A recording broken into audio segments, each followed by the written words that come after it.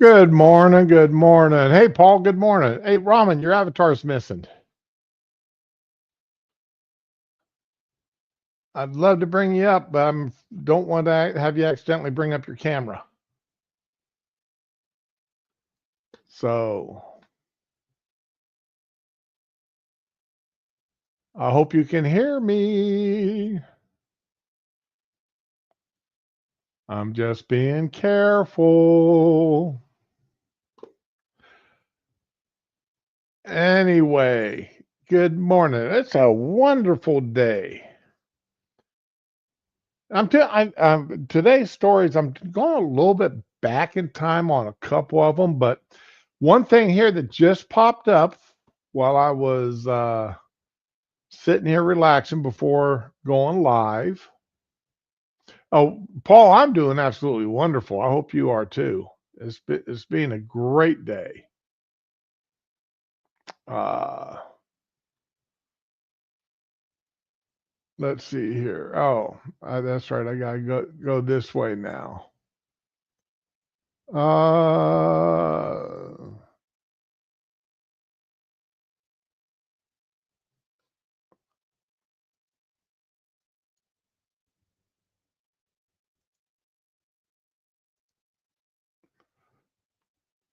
this hit just about 5 minutes or so ago.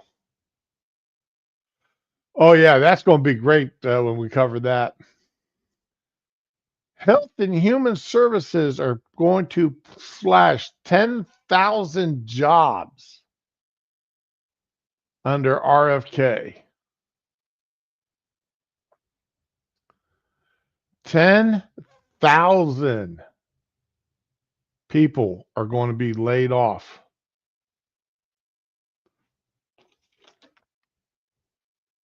The agency announced restructuring plans on Thursday as part of broader Trump administration efforts to reduce the federal workforce and cut costs. Cutting payroll is always a good way to cut costs from a business.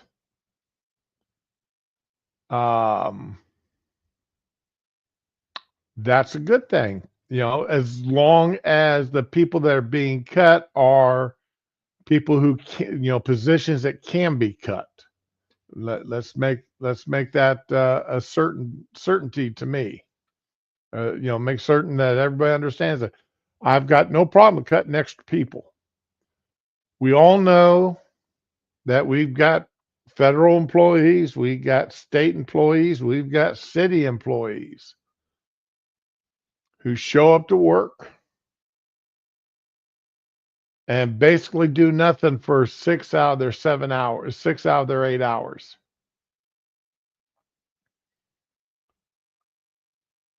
They're playing Sudoku, Candy Crush, watching YouTube or TikTok videos, you know, doing everything and anything but actually doing something to earn their paycheck.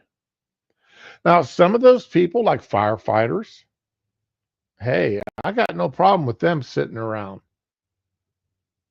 Keeping up on their training, sure. Granted, they need to keep up on their training, but you can't train 8 hours a day, 7 days a week.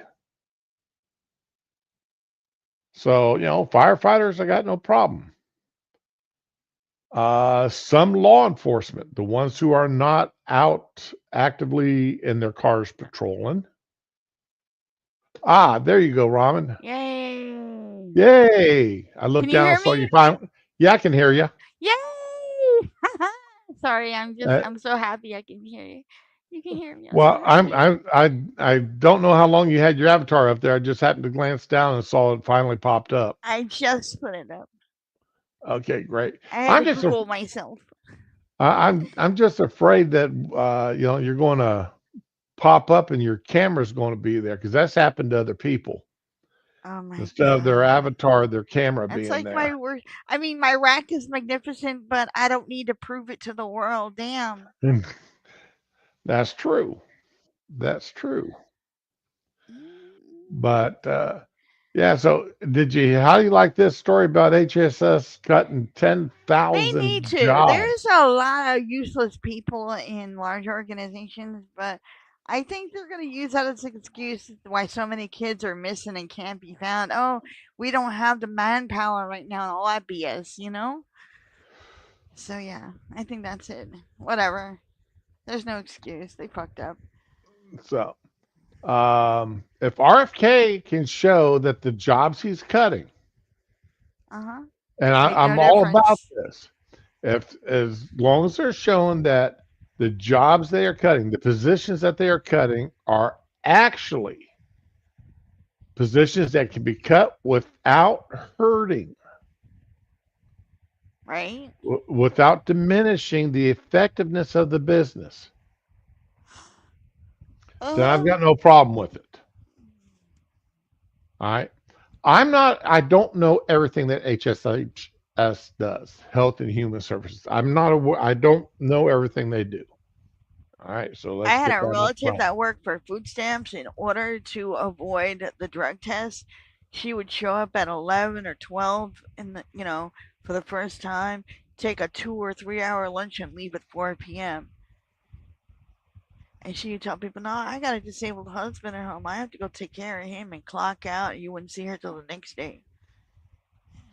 So if She she did could be that gone to, all day, avoid the she'd drug do that. test. So she'd know what days they are doing the She had urinalysis a friend in testing. the office that would call her and say, "Hey, they're testing today," and she'd be basically in and out of her house all day. If she could be gone all Uh, day and nothing is affected in the office, maybe she doesn't need to be there at all. Damn. wow. You know, Yeah. I like the way the military did it. Oh. Yeah. Yeah. You'd show up to work and uh, they did it a couple different ways, but the one way I remember the most is you showed up to work Uh and huh. everything was fine and dandy. You're getting ready to go out and do your thing. Then all of a sudden, all the exits of your building are covered Um. by people from the hospital, from EEC, and Sky Cops Can I ask why? because everybody in that building was having to pee in a bottle that day. Um. I And always felt like if you showed up super late, like after the drug testing was done, they should have had to make you retake it like a test, like a school oh test. yeah, But no. well, see, they even kept records of how many times you've tested in the past, over the past 3 years, 4 years. I don't know They, how they got around the drug testing for foster parenting licenses. I really don't.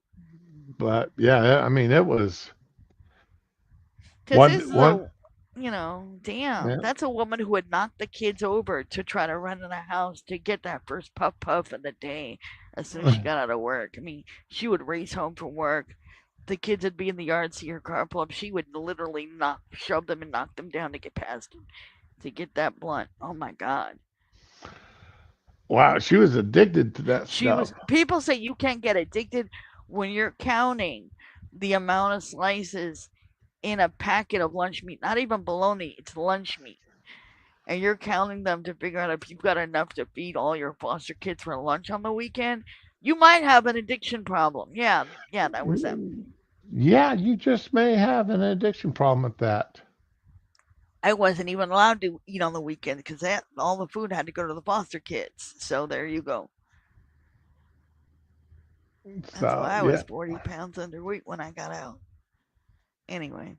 Oh, well, speaking of underweight, which leads me to Uh oh. think of myself, which is overweight. How you Uh, doing? well, I got a new set of scales in yesterday, and Okay. these are really fancy scales. They got that Ooh. little thing you pull out from them, and you hold them in your hands while you're standing on the scales barefooted, and it Ooh. measures all your body fat throughout your body, and it tells you Wow. how much body fat you got in your right leg versus your left leg versus your abdomen versus That's your fancy. arms. I don't Yeah. have that, but I got a some mofo got me a scale for Christmas that I did not ask for or want. And I was actually surprised. I was bigger than I thought I was, but I'm also dropping it like super fast. So yay! But I'm surprised at the rate I'm dropping it because I'm barely trying. So I woohoo! but I haven't been on the scales in probably a month and a half since That yeah, it's that's the you last time know the doctor, doctor slapped me up on the scales. And it, unless your health is in danger, it's really discouraging. I wouldn't. Nah, I wouldn't do it. and It's not a good idea. at that point, I mean, I'd gone from 415 down to 355 or down to 355. Yay! Okay. Let's give this And man a cheer. when I got on the scales last night, these new scales, try them out, just for me, just the weight portion. Oh Because man. I've got these damn Una boots on, they cover up my entire foot. Ooh. Um, but I've dropped another 8 pounds since then. Well, you've been gone for So a while, so yeah, I you've been dropping weight. I'm down under 350 now. Ooh, ooh. So what I'm have you I'm been doing while you were out? Because you've been gone for a while th- here. eh, well, I missed a week because I was doctor's appointments and fighting Uh, infections in my legs. oh, how's that going? And it's going a lot better now. I mean, my daily pill count has increased dramatically. But one thing I did find though, okay, and this is personal, information for you. That's good information. I did not know this. If you get an open cut, Uh okay, oh. or you have an open wound, Uh and you huh. after you've washed it out and everything, but you want to make sure you don't get a bacterial infection. Exactly. Okay, take your gauze that you're going to use and get it damp. It doesn't have to be soaking wet, but just wet Uh huh. with white vinegar Oh, I didn't know that. Thank you. I did not know and that. and My put mom used betadine and she still lost her leg. put that gauze with white vinegar over it and tape it Yeah. down. And that because some of the bacterial growths that cause infections actually thrive in water. Yeah. Okay. Damp and warm places. Yeah. So that white vinegar will act, and the more pure the white vinegar, because you can, if it burns too much, uh, um, go like 25, 75, 25, 75% vinegar, 25% water Yeah, you can to tone actually down the get vinegar a little scarring. bit, dilute the vinegar a little bit. Uh, but yeah, that works because what was a between the pills they gave me, the shot they gave me, and then wrapping my legs, putting this vinegar over my the open wounds, it got rid of the infection, or reduced it to the point that they're not worried about it anymore. But Okay. anyway, that was my week last week.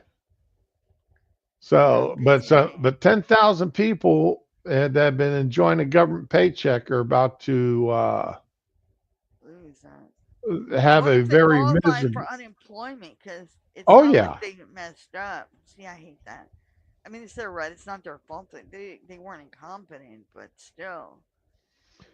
but it's if it's 1.8 billion dollars a year in savings, that is amazing. I So, keep getting told about the rumors about that Doge check, that $5,000 Doge check we're all getting next year. Man, give me that. I'm good. Nah. hey, morning, Digi. Okay, Morning, Paul, Digi. with my job, if you don't do the test, you don't work until it's done. Yeah, Wow. I've when I worked for Krispy Kreme, that's the way it was. Okay. The guy that owned our Krispy Kreme, he owned 10 of them, and twice a year it's all the management and all the delivery people had to take a piss test. Well, And I mean, it was plain and simple. You either take the piss test or or bye. you, you don't work. That's how you end up with that. And I mean, and if you had to if you had to come in on your day off or time off to take the you were piss test, you that's your got an extra. obligation. Well, no, he gave you an extra $100. Ooh. Because even though he required it, he said, if you've got to come in on your day off, because he would schedule the day and the time everybody had to go in for a piss test. Oh, okay, okay. All right, Oh, that's fair. and if you had to go, if it was your day off, or if you worked third shift, because we were 20 at the time, we were 24-hour operations, Oh, okay. and if you worked third shift and you had to come in during the day, that was more the reason why he did it, because you're cutting into people's sleep, and he Yeah. understood that. So he wanted to make it worth your while to go in and take that piss test, And besides sleep is just sacred. keeping your job. Like all of us route drivers, we all work for most of us it was overnight. Okay. So, but yeah, Oh my God. I I worked at I food I service. I've That's never some mind. really weird shit. Like we I saw this one guy go in, and he had a duffel bag, and it was empty. He left, and it was bulging full.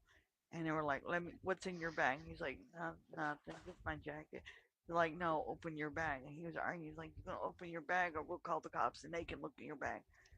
So he opened the bag, and it was a dessert shop. So he had bags, whole giant like 5-pound bags of M&Ms, chocolate chips. I mean, all kind of toppings and stuff. Just a ridiculous amount of crap. I don't know if he was gonna keep that to eat or resell or what. Oreos packages, 5-pound packages. The Oreos giant packs. You never see that stuff in the grocery stores. They were so big. It was all for food distribution stuff. Holy crap! I still remember that guy. Damn. Like how? It would never occur to me to steal all that food from the place I work. It was a ridiculous amount of junk food. We didn't have to steal donuts from Krispy Kreme. There was we didn't have to steal them because um, Well, we were paid shit, so I guess he felt entitled to it. Like uh, that's what you they know tell me. now granted it's been 20 years since I worked for Krispy Kreme, and the evidently the recipe has been changed since then. Yeah. But if the all you could have all the donuts you wanted that were at least 12 hours old. Okay.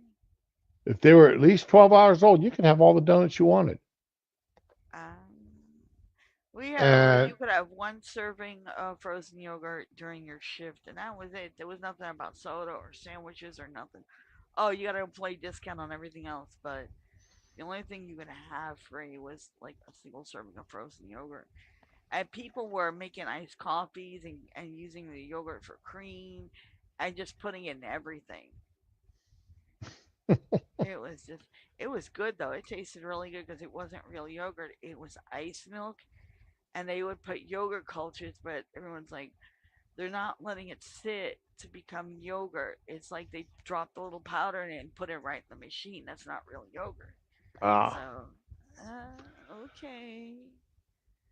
I don't know okay, that stuff. so let's talk about these judges. Which ones? Okay, and I'm going to start off with the bad one first. All right, the the bad judge first. We'll start off with her. Now, this is a Uh, Brit. This is a UN judge, United Nations.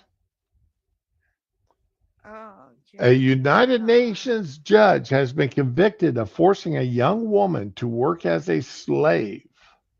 Uh oh. And what's her Prosecutors, cut? prosecutors said Lydia Magumby took advantage of her status over her victim by preventing her from holding down steady employment while forcing her to work as her maid and provide child care for free. Oh, the judge's own slave? Yes. Oh, wow.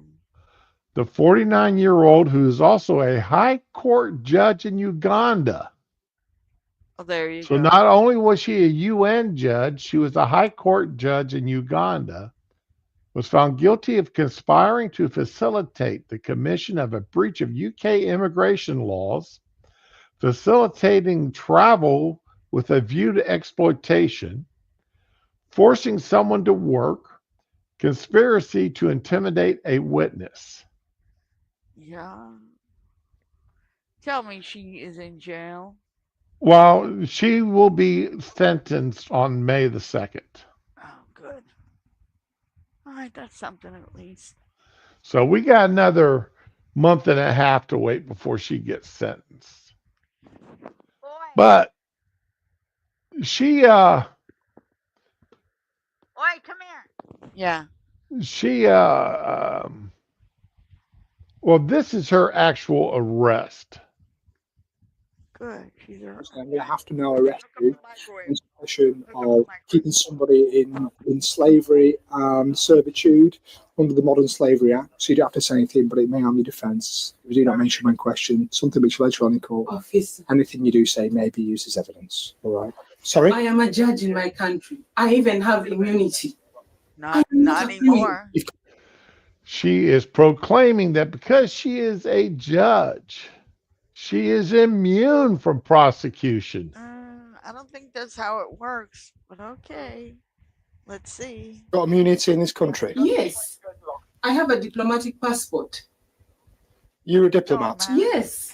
So we'll need to see that then. Yes. And then we'll need to speak to the embassy. If you are a diplomat. I came here as a student. I don't need to work for me. I didn't My come ex with her. came here She as asked a me student. if She she don't has have worked crap at my now. home before. She asked me. So unfortunately, I'm going to have to now arrest you on suspicion of. Okay, for some reason, this video is they posted it twice. You know, I don't think she's immune from Geneva rights violations. I'm sure she violated that woman's. She didn't. Her diplomatic was a UN thing, which was rejected, and she was arrested, obviously, because she went on trial and was convicted. Good on her. Whew. So, yeah, a UN judge. All right. In the footage, which we just saw, released by the Thames Valley Police, Magumby appeared shocked. Shocked, I say, when an officer said he was arresting her under the Modern Slavery Act. Oh, okay. Okay, now let's see here. Gasps were heard from the public gallery as the verdicts were given and the court was cleared as the defendant appeared unwell. Yeah, I would be appearing unwell too if I was convicted of all those charges. Right? Because, you know, I'd be terrified and sick, man. That's crazy. Because they're not going to play. They're not going to play when it comes to slavery. The UK banned slavery even before the United States did. Yeah. So, let's see. Caroline Hawley Casey, prosecuting, told jurors during the trial, Lydia Magumby has exploited and abused her victim, taking advantage of her lack of understanding of her rights to properly paid employment and deceiving her as to the purpose of her coming to the UK. All right. She alleged Magumby, who was studying law for a law PhD at the University of Oxford, had conspired with Ugandan Deputy High Commissioner John Leonard Mugarwa to arrange for the young woman to come to the UK.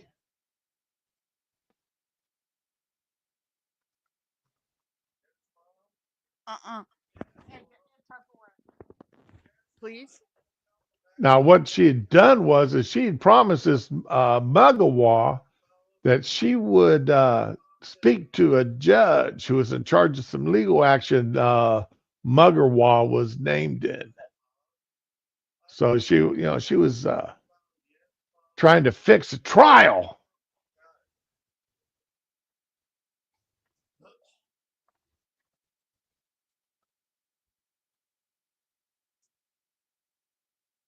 And let's see, where is it here? Any immunity Mugabe may have enjoyed as a UN judge had been waived by the Office of United Nations Secretary General. So the Secretary General actually did something right. As much as I don't like this son of a gun, they actually did something right here. Take another sip of my tea. My throat's starting to feel it. Oh. So, we all know there's a picture of this fine woman. As we all know, here in the United States, we got some pretty corrupt judges here too. Oh yeah. But just to show that even corruptness of judges is international. Yeah. So, and everybody's got a story. Hey, morning, Data. I mean, I got some stories. I mean, I've said it before. Yeah, exactly, Paul. Tell me again how all cultures and nations are equal again. So, but so that was the bad judge. I'm saving the good judge here. Now we've got now. So there's the one judge. So let's talk about another criminal here. Yay! All right, and let's see. Where did I could have swore I had her picture saved.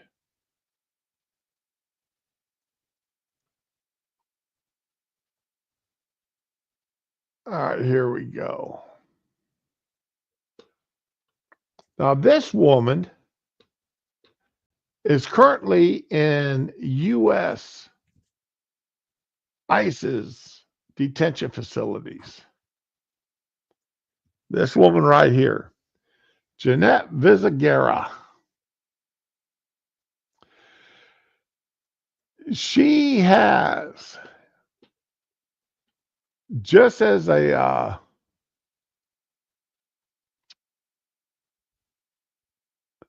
I use a Microsoft Bing. Okay. Oh crap. I did more than I thought I was going to do here. Using Microsoft Bing, I decided to pull up her generic history. Okay. The Denver Post is written about her 5 days ago. But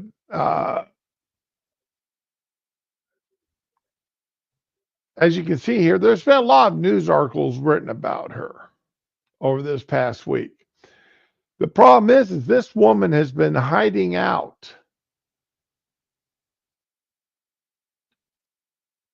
in the United States off and on now for over a decade. And she was so persuasive as an illegal that Time magazine highlighted her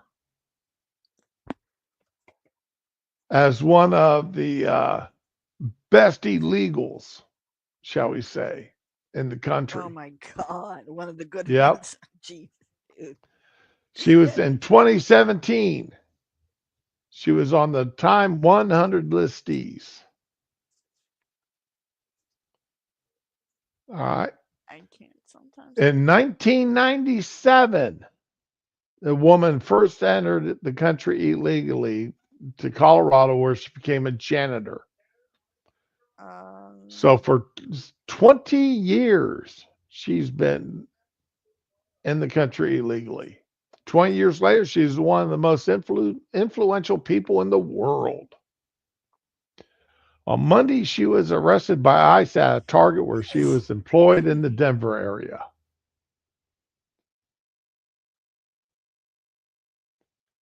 She was known to stay in churches to claim shelter from ICE enforcement. This was one of Biden's and Obama's policies.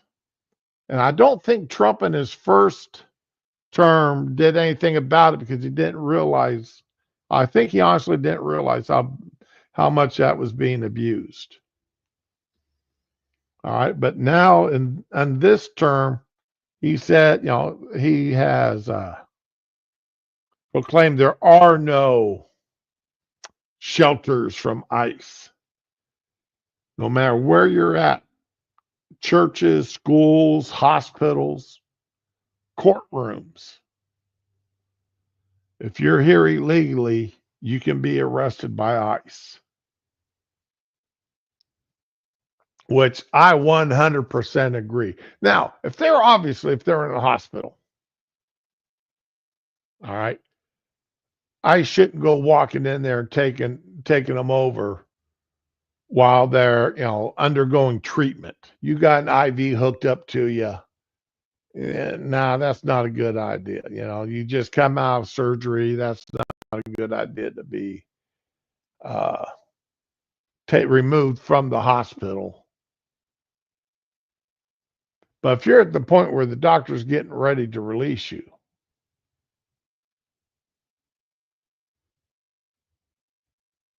there should be no problem with you going, being handcuffed up and taken out of the room in cuffs by ICE. I've got no problem with that. Got no problem with that whatsoever. But let's get back here. Whoops.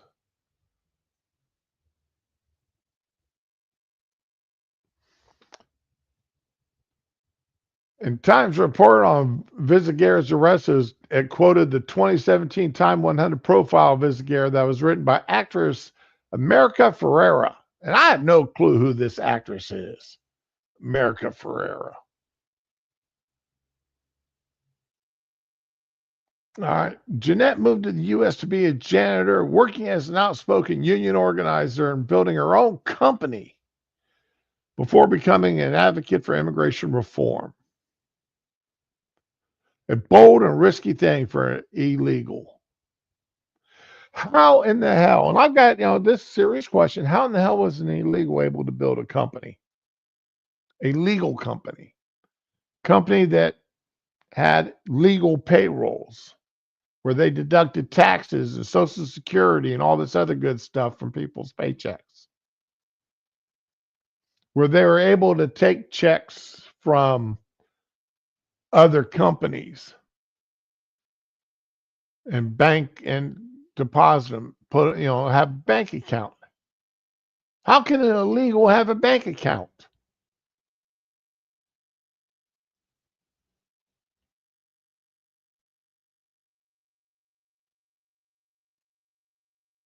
The current administration has scapegoated immigrants. No, we haven't. No president has ever scapegoated legal immigrants. Not legal immigrants. Illegals, yes. Scaring Americans into believing that undocumented people like Jeanette are criminals. They are criminals. They've entered the country illegally. Yeah. That automatically makes them a criminal. Yeah. They broke the law. No ifs, ands, or buts about it. Yeah. Is the boy okay? Yes, he's still here. Okay. Well, I heard you. I saw you muted yourself, so I figured you had young man had an issue or two. No, we have proof of life. He's still messing around in the kitchen. He got a murder hug, and that was the end of it, right?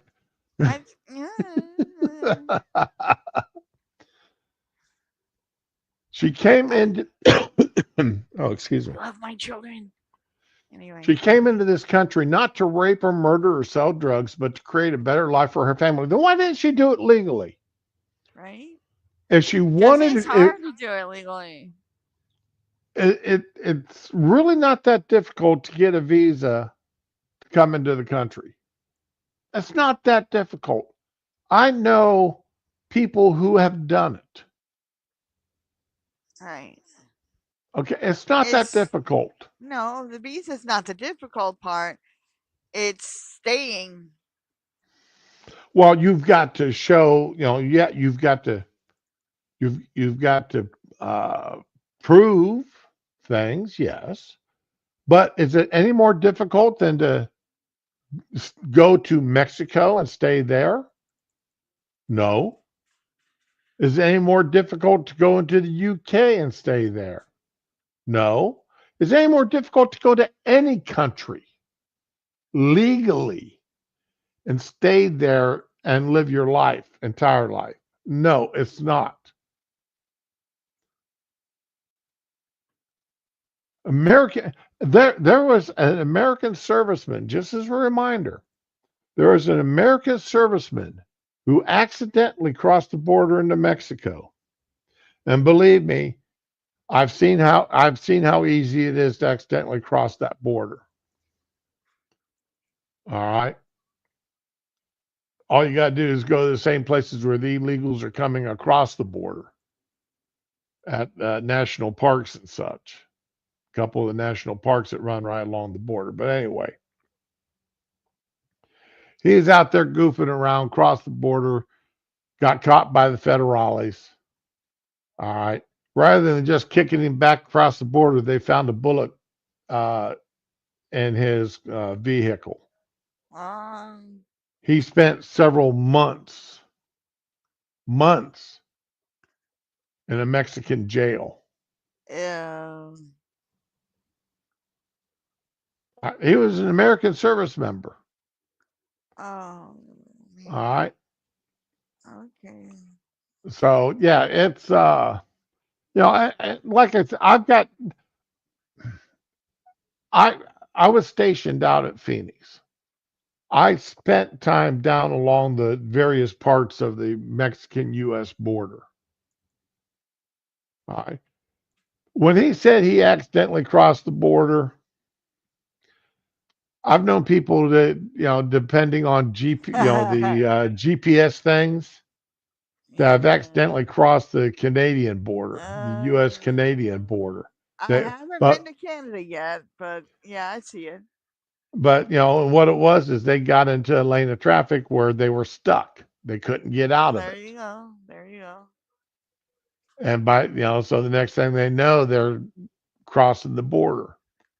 And I think that's what happened to this character, to this guy. I'm not 100% certain because it's been a while since I read the news article.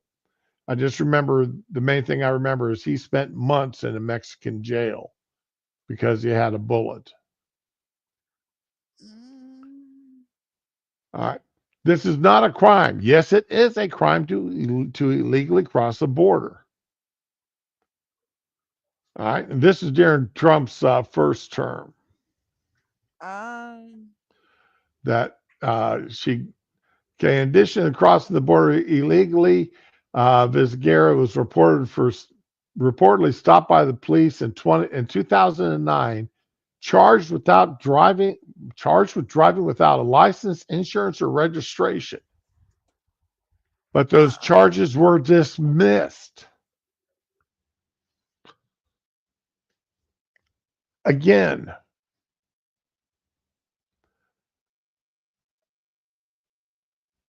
in order to get those charges dismissed, the only way they'd get dismissed would be that she was illegally stopped in the first place.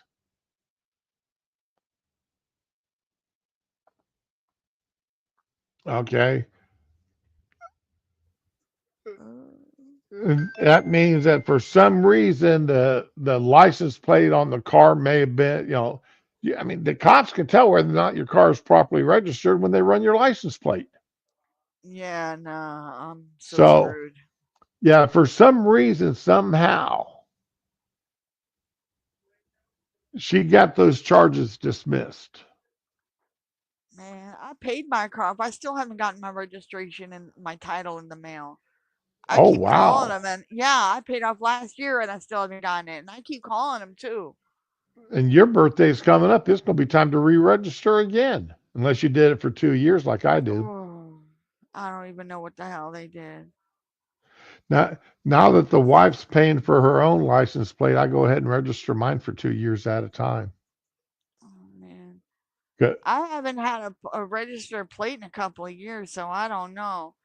Like when I first got the car, they had it registered for me, but that was a few years ago, so I don't even know.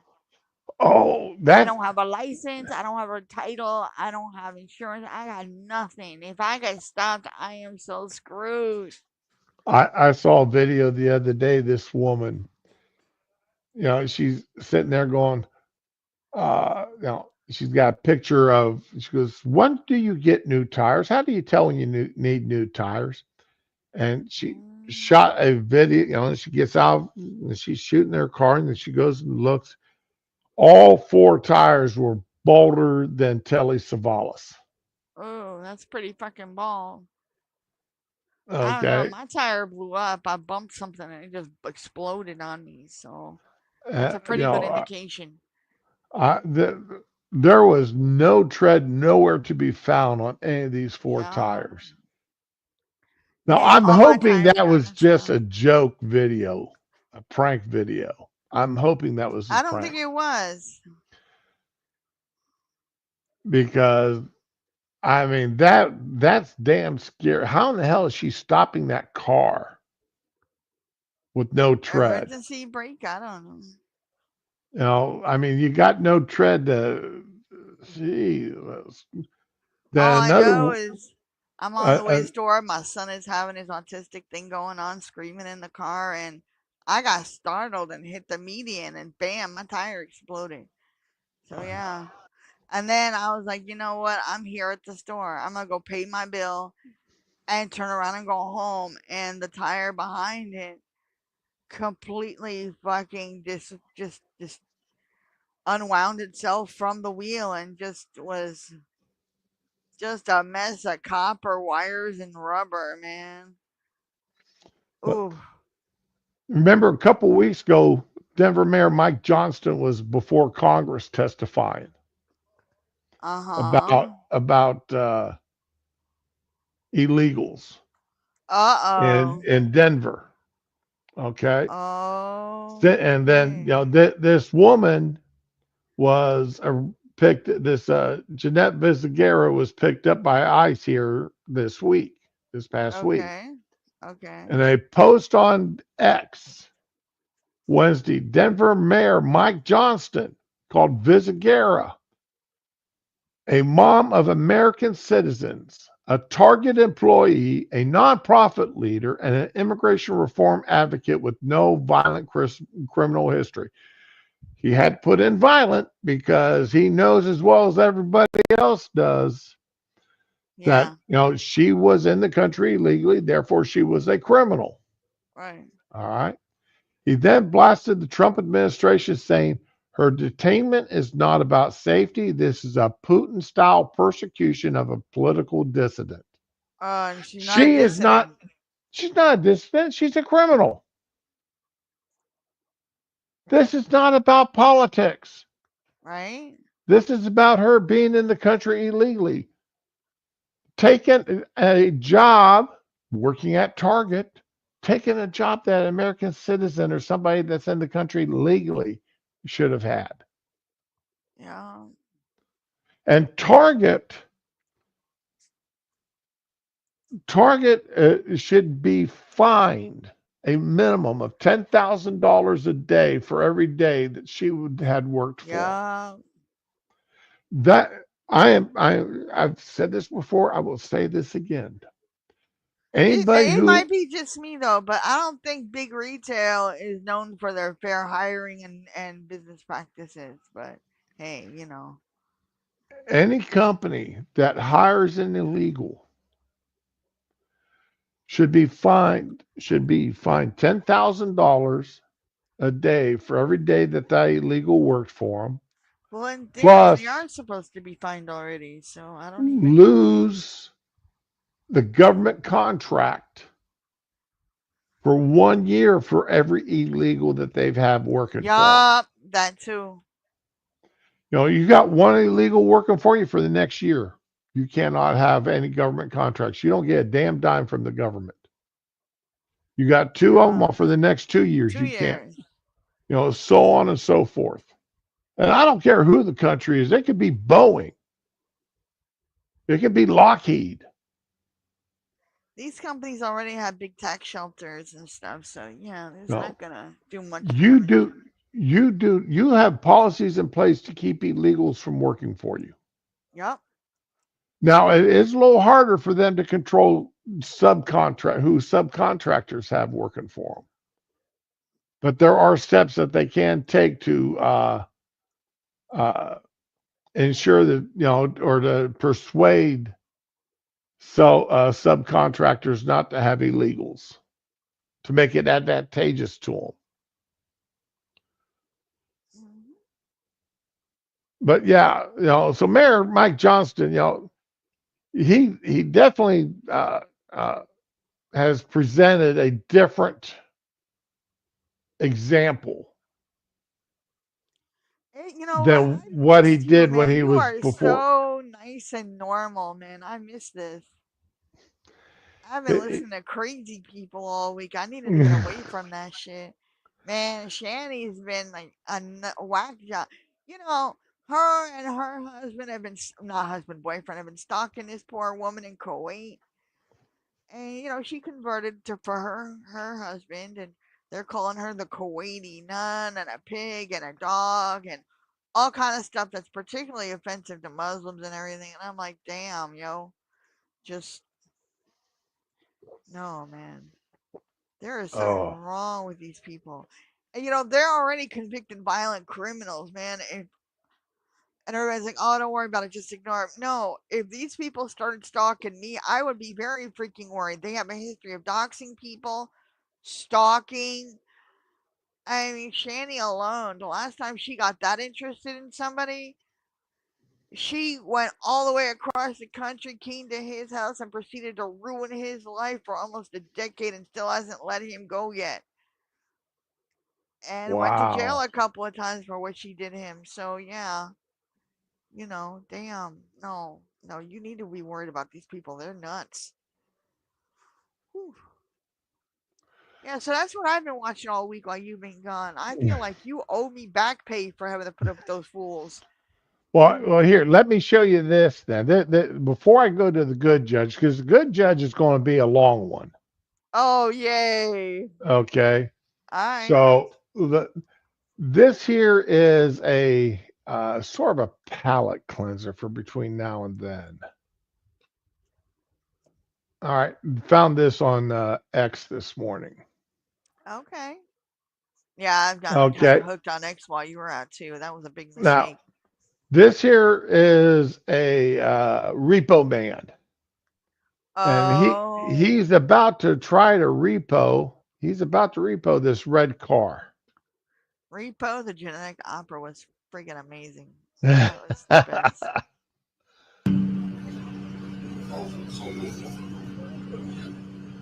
Turn that volume down a little bit. Yeah, that's not a guy stealing your car for the rims or the engine or nothing. You know. No. Now you saw this guy in green come running across there, getting, you know, he's going to jump in his car. He didn't want his car taken.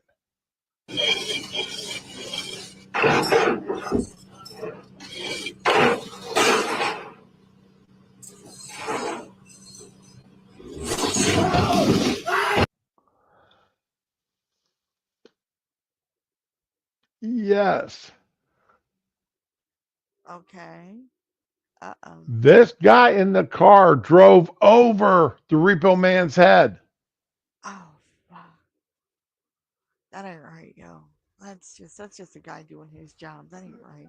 Now, first of all, Repo Man, you saw the man jump into his car. Why did you get your head underneath the back tire or People underneath don't that front care tire? anymore. They don't care. They will straight up murder you and laugh about it later on TikTok. They do not care. You would not have found me anywhere. I would have been trying to do what I could do from the front of the vehicle, not from the back of it No, or I've from been the hit by side a of it. car. I ain't going back in the hospital for that again. No. No, I'm not going to put my head underneath that tire where that tire can run over me. I don't think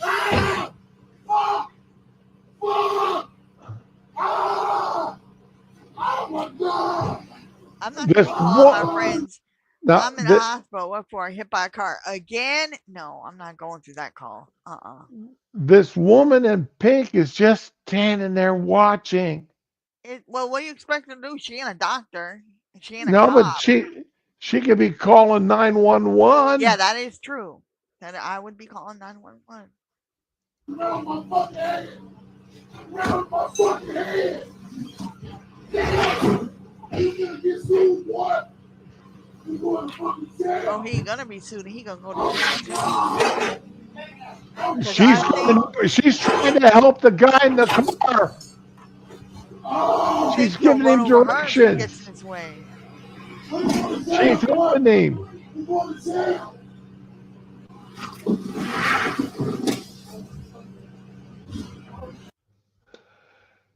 That woman in pink, not only did she not go in and call 911 because she saw this guy get run over, she helped the guy that ran over him to get out of there. That's crazy. She made certain that he didn't hit this other car sitting here. We'll play it again without my stopping it.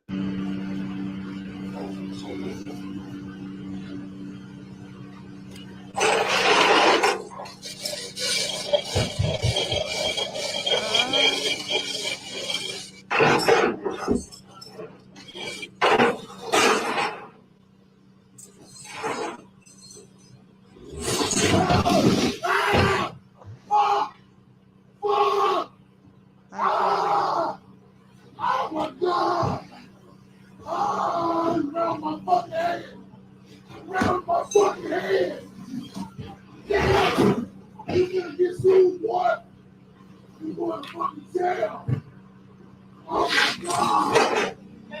Oh my God! Oh!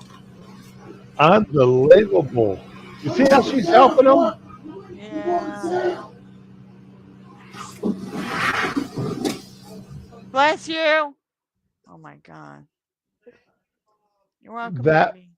That poor guy. I mean, it's like, no. Right? Well, okay, did you try to have a good day? All right. Hey, good morning, Neil.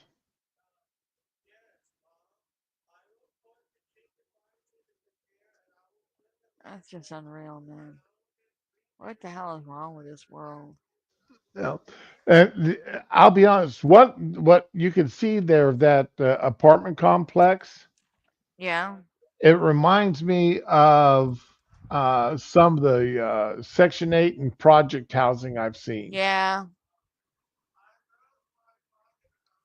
So, you know, that the brick walls and everything being the same curtain or shutters and everything else. I just got projects or Section 8 housing feeling from it. I mean, I could be totally wrong, No, you're probably not. but that's the vibe I got of that of the construction of that building. So let's see. Oh, I can close that tab too. Okay, I'm going to save her for last. So now let's have fun here. Now this here's an 18-minute and 44-second video of this judge. Now what he's doing here is this is the dissent of the California Supreme Court ruling. Okay. This is his dissent. He, in addition to the written dissent, he did a video dissent, and I love it. I'm all here for it. Right. I wish more judges would do a video dissent on some of their cases, Okay. so that more people, because people don't sit down and read dissents. They don't sit down and read the rulings. Right. Okay. But they would sit down and listen to or watch the judge give his dissent. Especially when he does it the way this judge did. So let me go ahead and pull this up.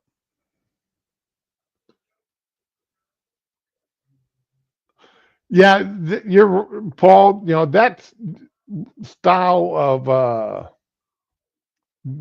pickup vehicles, you're right. It's not ideal for repos. There's some repo guys out there that got videos that they've got the claw that comes out and snatches on the tires, and they're in and out of there. And, I mean, it's not gone in 60 seconds. It's gone in 5 seconds.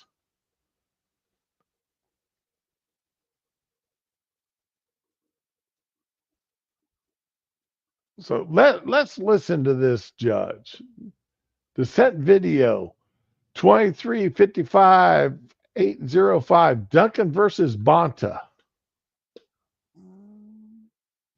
Judge Van Dyke. I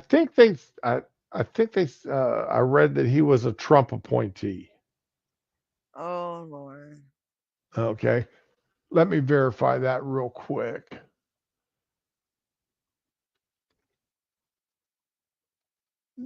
Judge Van Dyke. Here we go. All I do is type in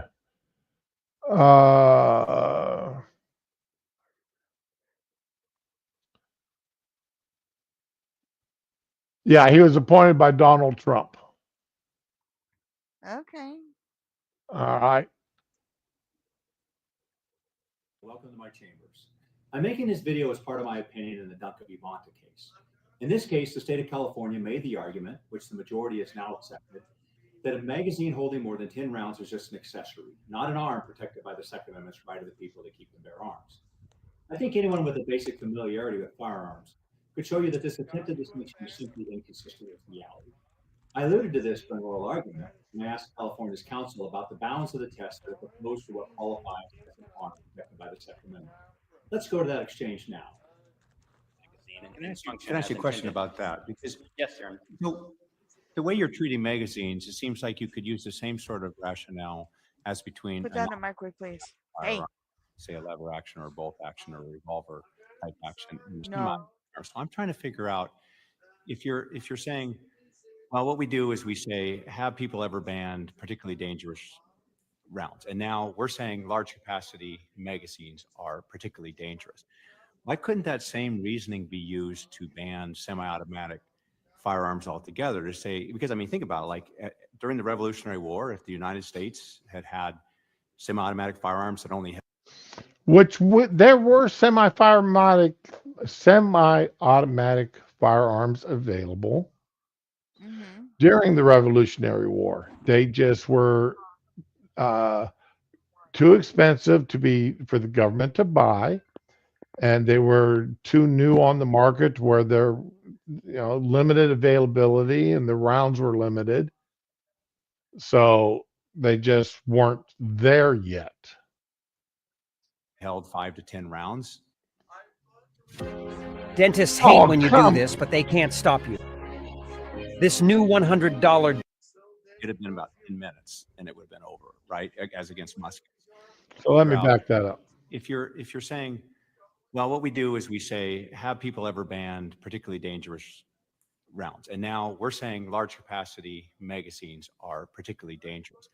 Why couldn't that same reasoning be used to ban semi-automatic firearms altogether? To say, because I mean, think about it, like during the Revolutionary War, if the United States had semi-automatic firearms that only held 5 to 10 rounds, it'd have been about 10 minutes and it would have been over, right? As against muskets. So clearly, the semi-automatic mechanism is way, way, way, way, way more particularly dangerous than the difference, the delta between a 10-round magazine and a 15-round magazine.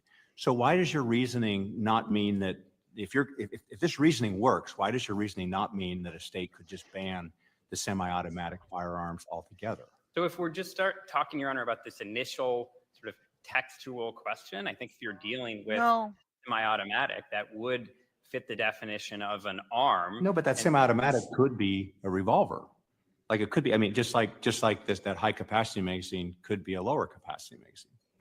Right, Your Honor. So I think that would fit the definition of arm, and then you'd move on to the other aspects of the Bruin analysis. At stage one, is a particular weapon that's being addressed by the law in the tradition of dangerous and unusual? Is it in common use for self-defense? And we think Heller is clear that has to consider the character as well. I'm not understanding I think I'm missing your response to it seems to me that just as you could say, are you saying that yes, so it would be an arm under, you're not conceding that it would be an arm under stage one. So why are you saying it wouldn't be an arm, but the semi-automatic versus revolver, say, distinction is something that we're stuck with? I mean, you would agree that you can't ban the automatic mechanism.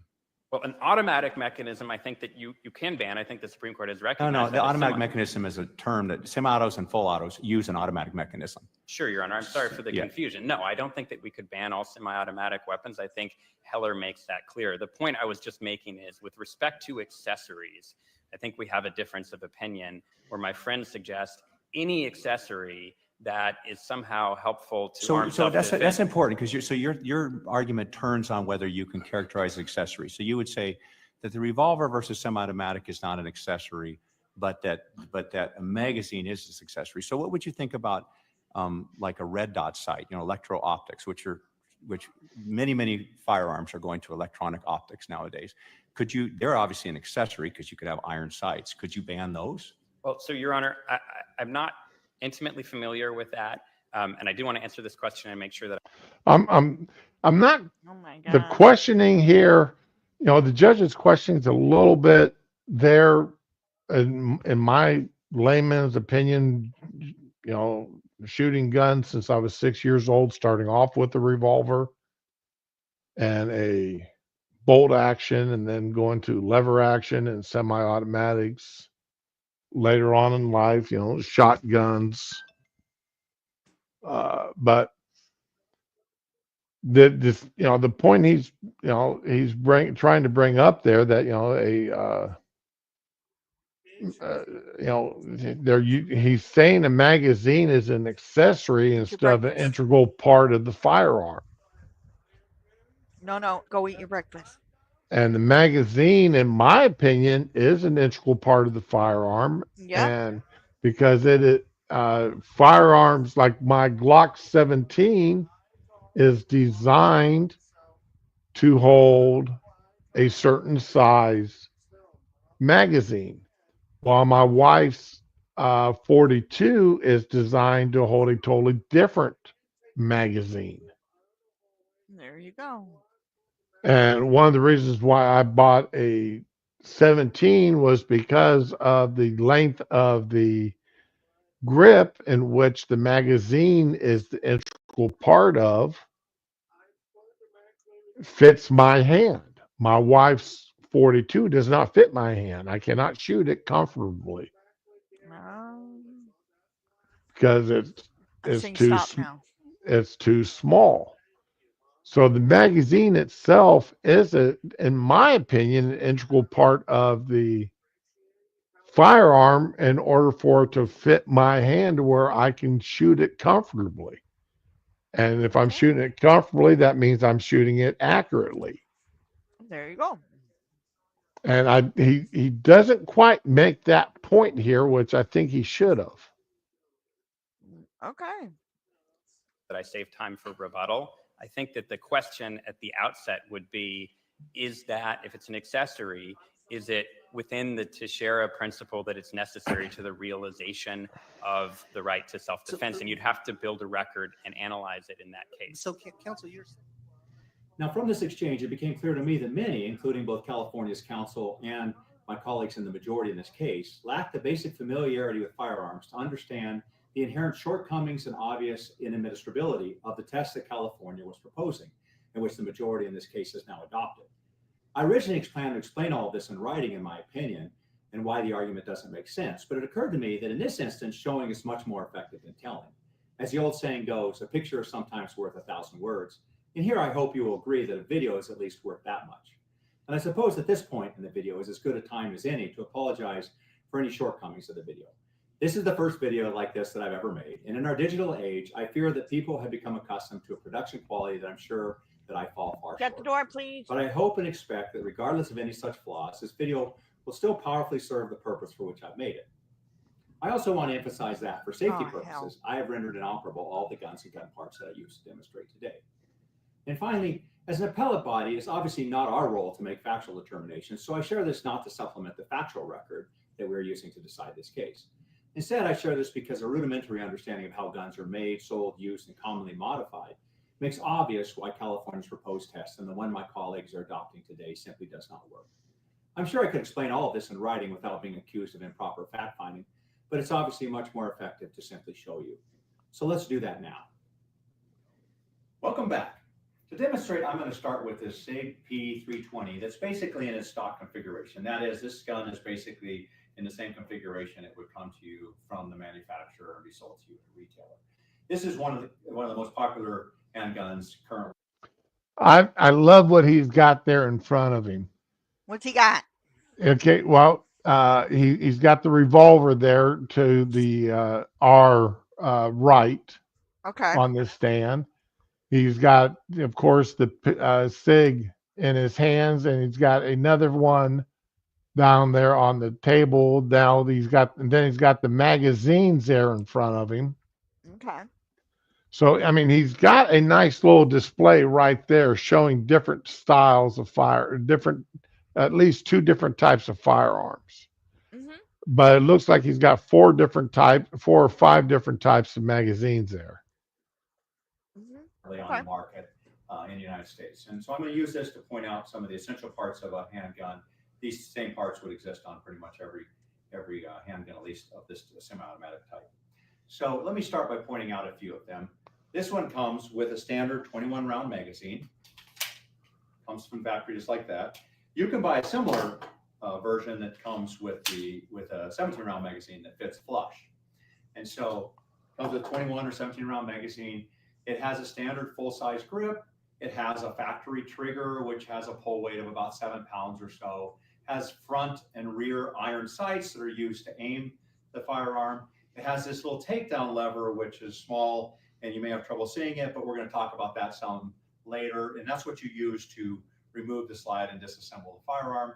And the entire gun is designed around the automatic cycling mechanism. That is, when you pull the trigger and fire a round, right when that happens, it automatically will rack the slide back, eject the round, the spent cartridge out of the gun.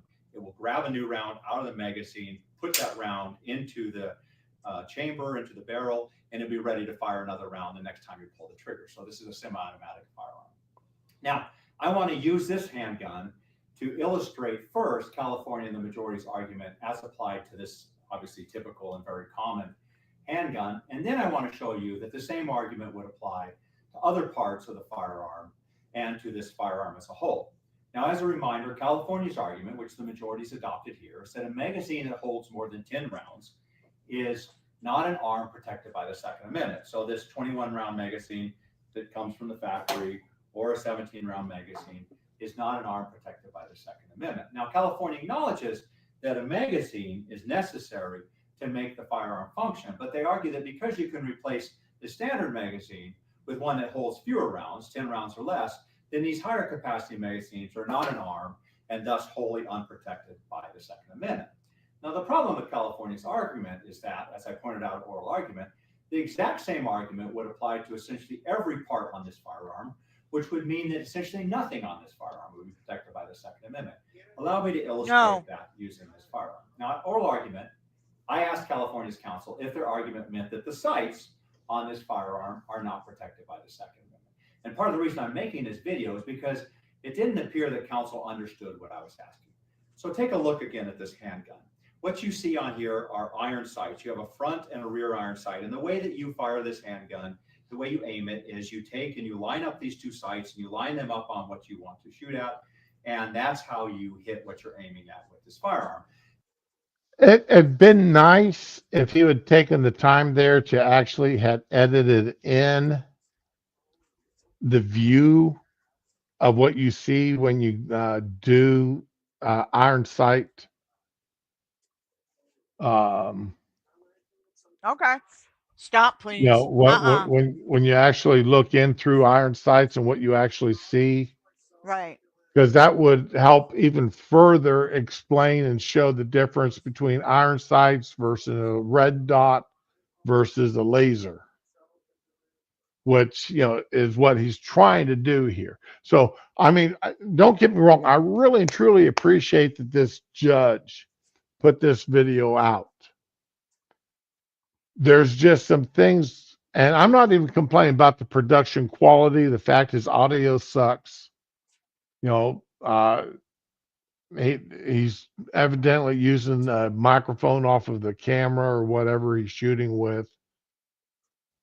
But you know, I'm not worried about any of that. I'm just looking at, you know, how he could have better explained what he was trying to do visually by even having him there, and then over here on the right hand side where he's got that dead space because he is off center, you know, had a graphic there showing what you see going through, looking through your iron sights.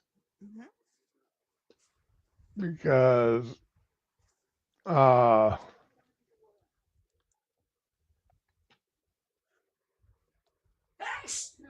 Ow. okay, come on, let's Bless you. work here. Iron sight view. And see if I can get an image here, what you see when you're looking through irons. Here we go.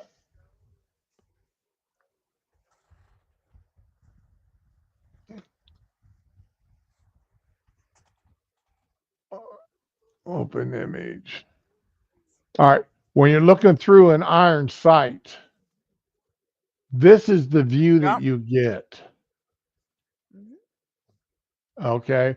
And obviously, that's not as a clear, defined view versus what you would have got versus a red dot. Okay.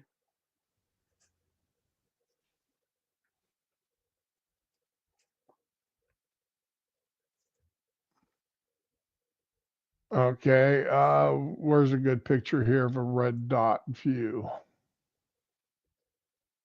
There we go.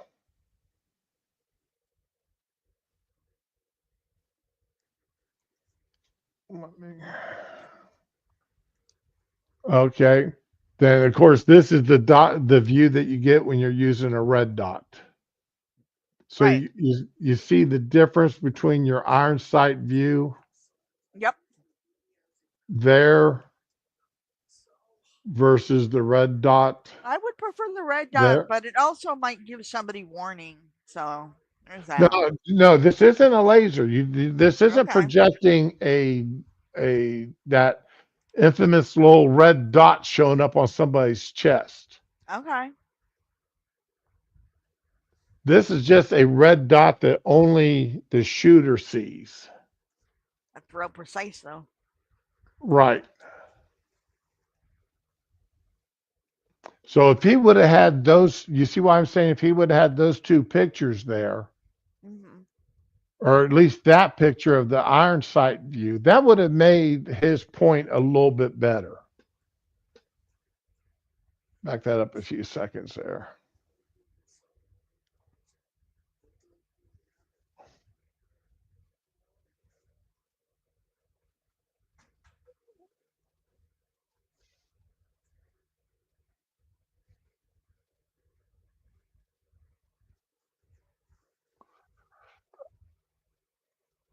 Get there we go.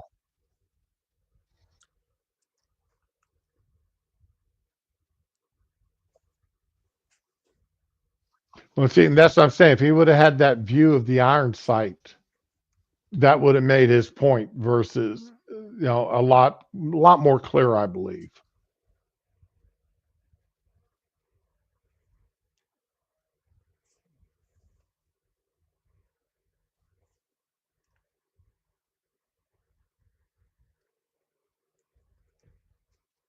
You can tell now this is something else I love. There was no fumbling around. He knew that firearm. He knew exactly how to remove that slide. Okay. Okay. You can tell that he's done that multiple times. Because even, So I mean, I still fumble a bit pulling mine apart because I only do that every month or so when I clean the guns or after we've gone shooting. Okay. All right. Wait, do you take your wife shooting? Yes, of course. Is that a standard date night for you guys? Because I think that's cute. It's not a date night, it's a date day. We do it during the day when the range is open, but we go out, maybe 100, 150 rounds a piece, and then Okay. we come home, and then I sit down at the kitchen table and clean the guns. While she goes back, washes the powder stink off of her hands. Oh. I sit down at the kitchen table, disassemble the guns, and clean them. Okay. I really want to get I really want to get those pointy laser things, not the red dots. I want to get the lasers and put on both of our guns. Okay. I'm sorry. Sorry. I just think it's cute. You guys prepping to go on your date to the range. It's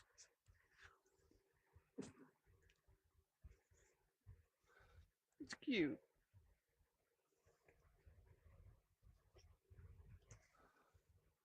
Wow. That's trust right there. You taking your wife to help her shoot better. That's trust right there, man. Hey, I don't have enough life insurance on me that it makes it worth her while Damn. to do anything. I mean, but I've got enough on me to pay off the house and bury me and cover the bills, and that's it. She's not going to live extravagantly if she ends me soon. So she's got to she's got to bide her time, so to speak. And she's got to wait until I'm at least 80 years old. Jesus, dude. So she's got another 20 years that she's got to wait.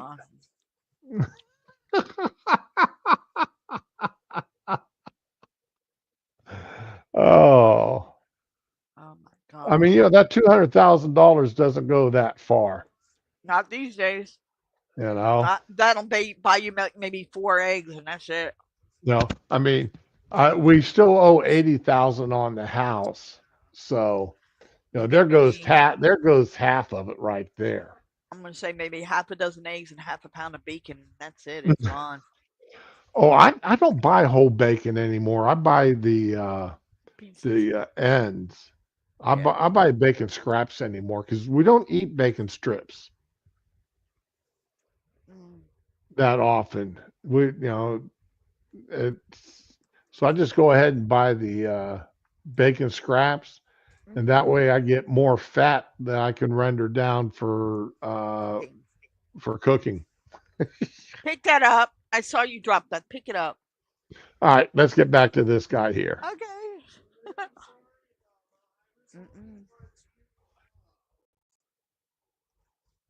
Okay, and like I said, Uh,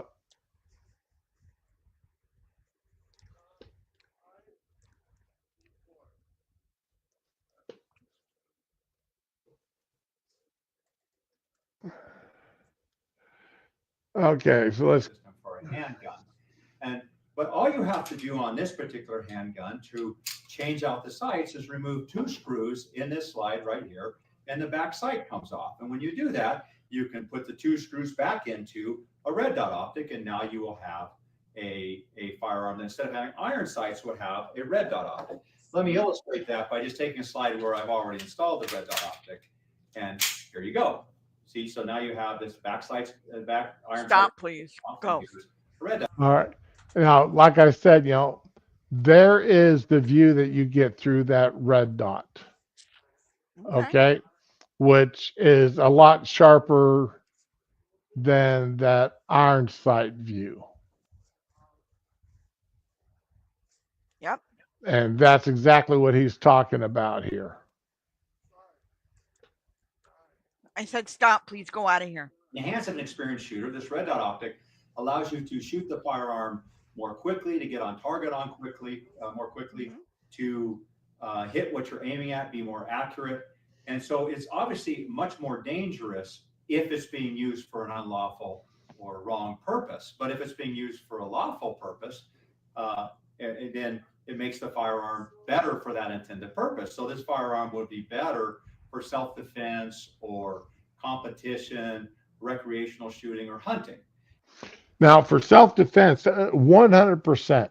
That's one of the reasons why I actually want to go to the laser versus the iron sights for my wife. I teach her how to use the iron sights. All right. Because that's what we have on our guns now, strictly these iron sights. I don't have red dots or lasers on either one. All right. But that's why I want to get lasers, because both of us, our eyesight's starting to, we're both in our 60s now. Our eyesight's not as great as it used to be. So, we've got to make up for that. But this is why, the laser or the red dot is better than the iron sights. So while these may be considered accessories, these are necessary accessories for individuals who may need them in order to still safely use that firearm for self-protection. Okay. He goes on to combat and competitive shooting, which is fine. But I will, whenever discussing the Second Amendment, I always stress the self-protection portion more, because that is the area that, that I use to justify quote unquote accessories like the forearm brace. If you are having difficulty because you only have one hand. Okay. So it's use the forearm brace to help you control the firearm. Okay. Which is fine. Or if you've got arthritis, to help you control that firearm in shooting. So, there, and again, the size of my hand dictates the size of the firearm that I can shoot. Yep. You don't want something that you can only get 1 or 2 fingers around the grip on, because you're not going to have as much control over it. Okay. I prefer something I can get all 3 of my fingers around it to help control that around the grip in order to control it better. But if you've got just your middle finger around it and your ring finger is basically going underneath it, one finger, think about it. How much strength you have in just that one finger to hold that firearm, or to hold anything,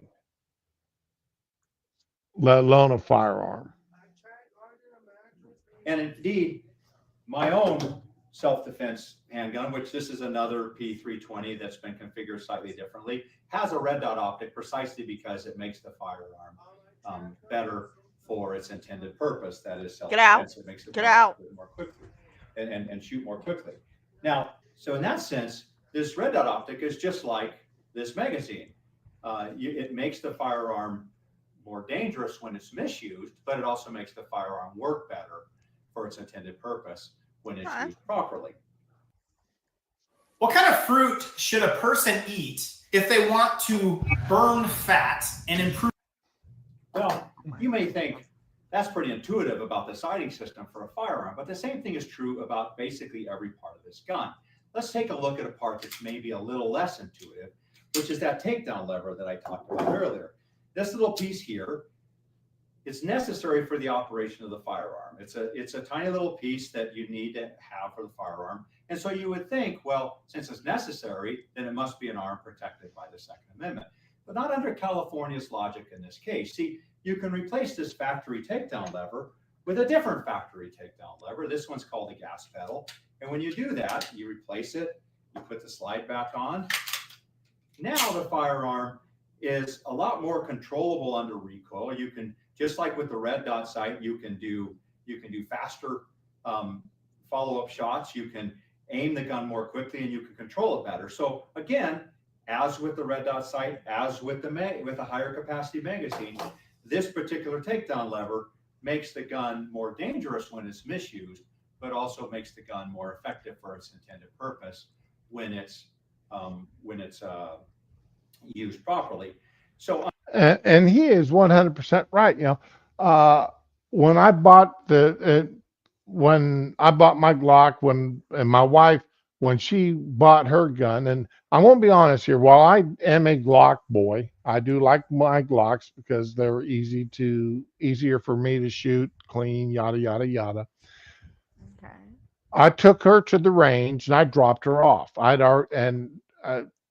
already paid for and arranged for a professional to teach her and how to shoot the firearm, because she's more likely to listen to somebody else than she is to listen to me sometimes.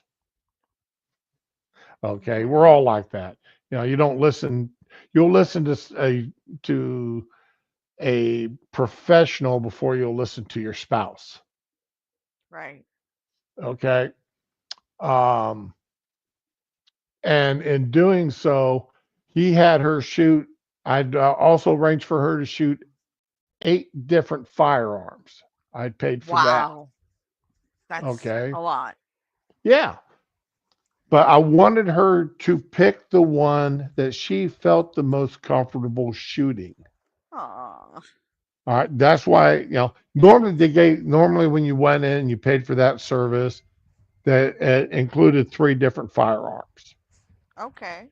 Well, I wanted to give her a broader choice. Okay. Because I really wanted her to pick one, have the opportunity to pick one that she felt comfortable shooting. Okay. All right.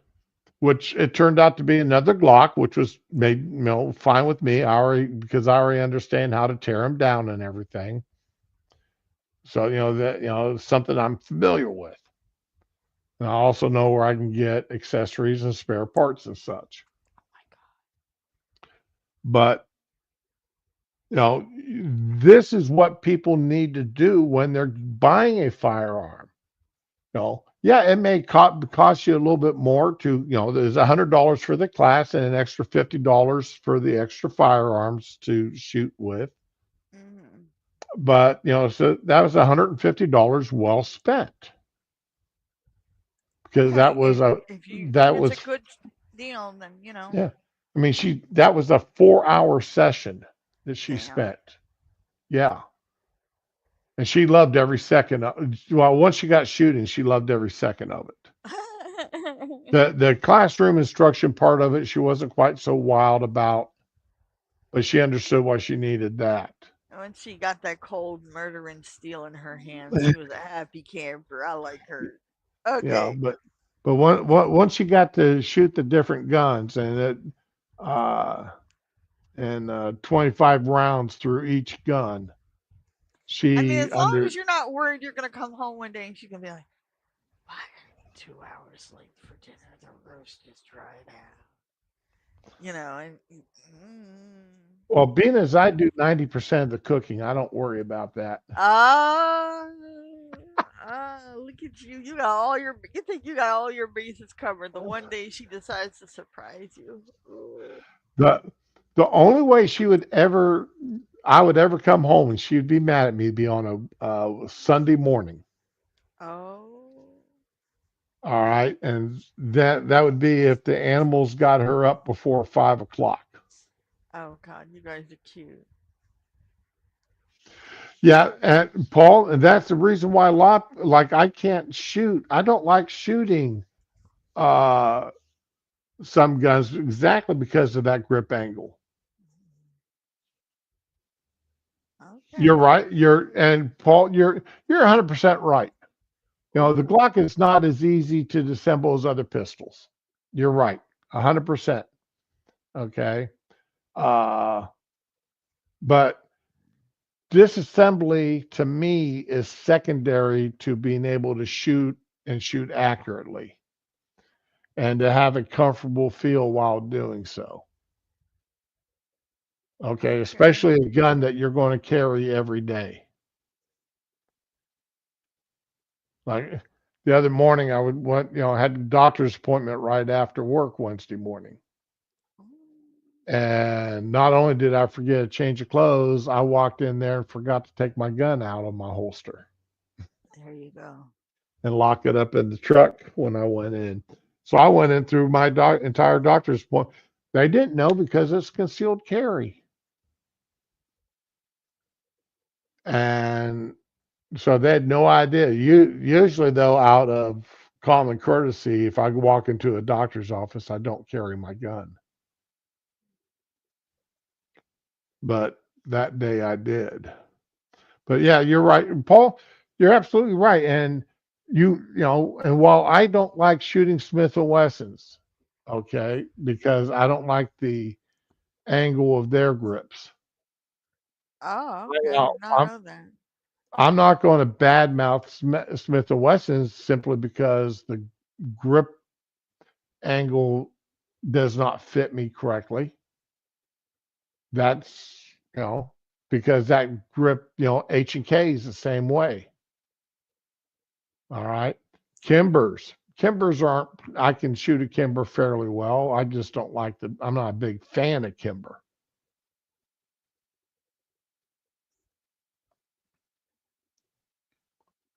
So, all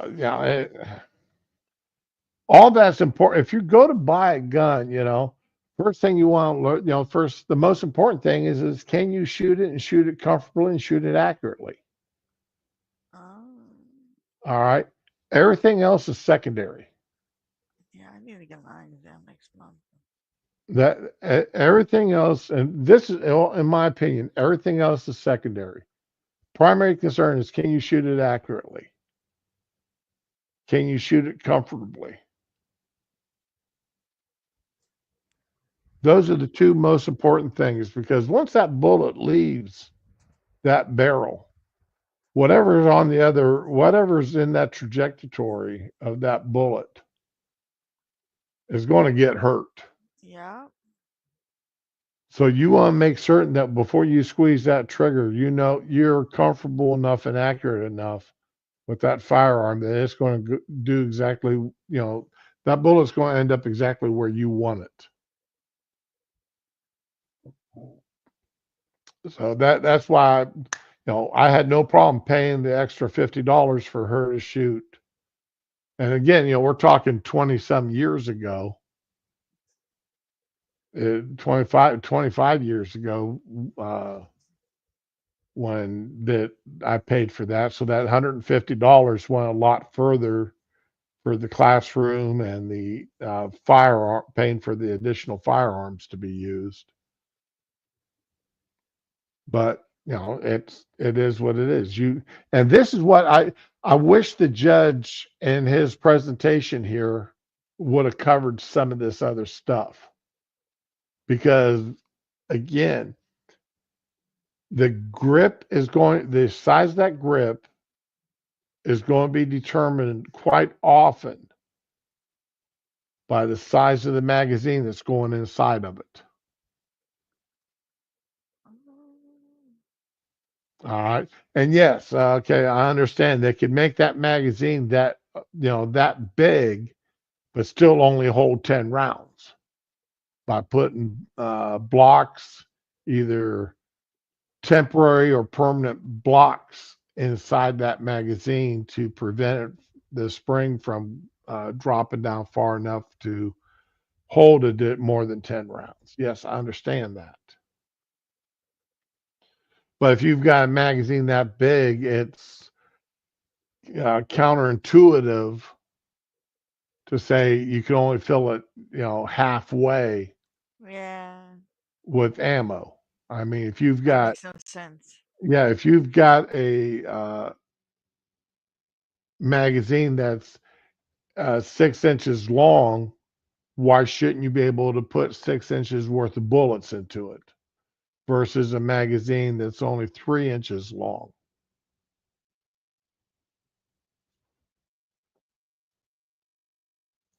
Right? There you go. Okay, you back? Under California's logic, because this is an accessory, this little takedown lever, and could be replaced with a worse part, this little takedown lever is not protected.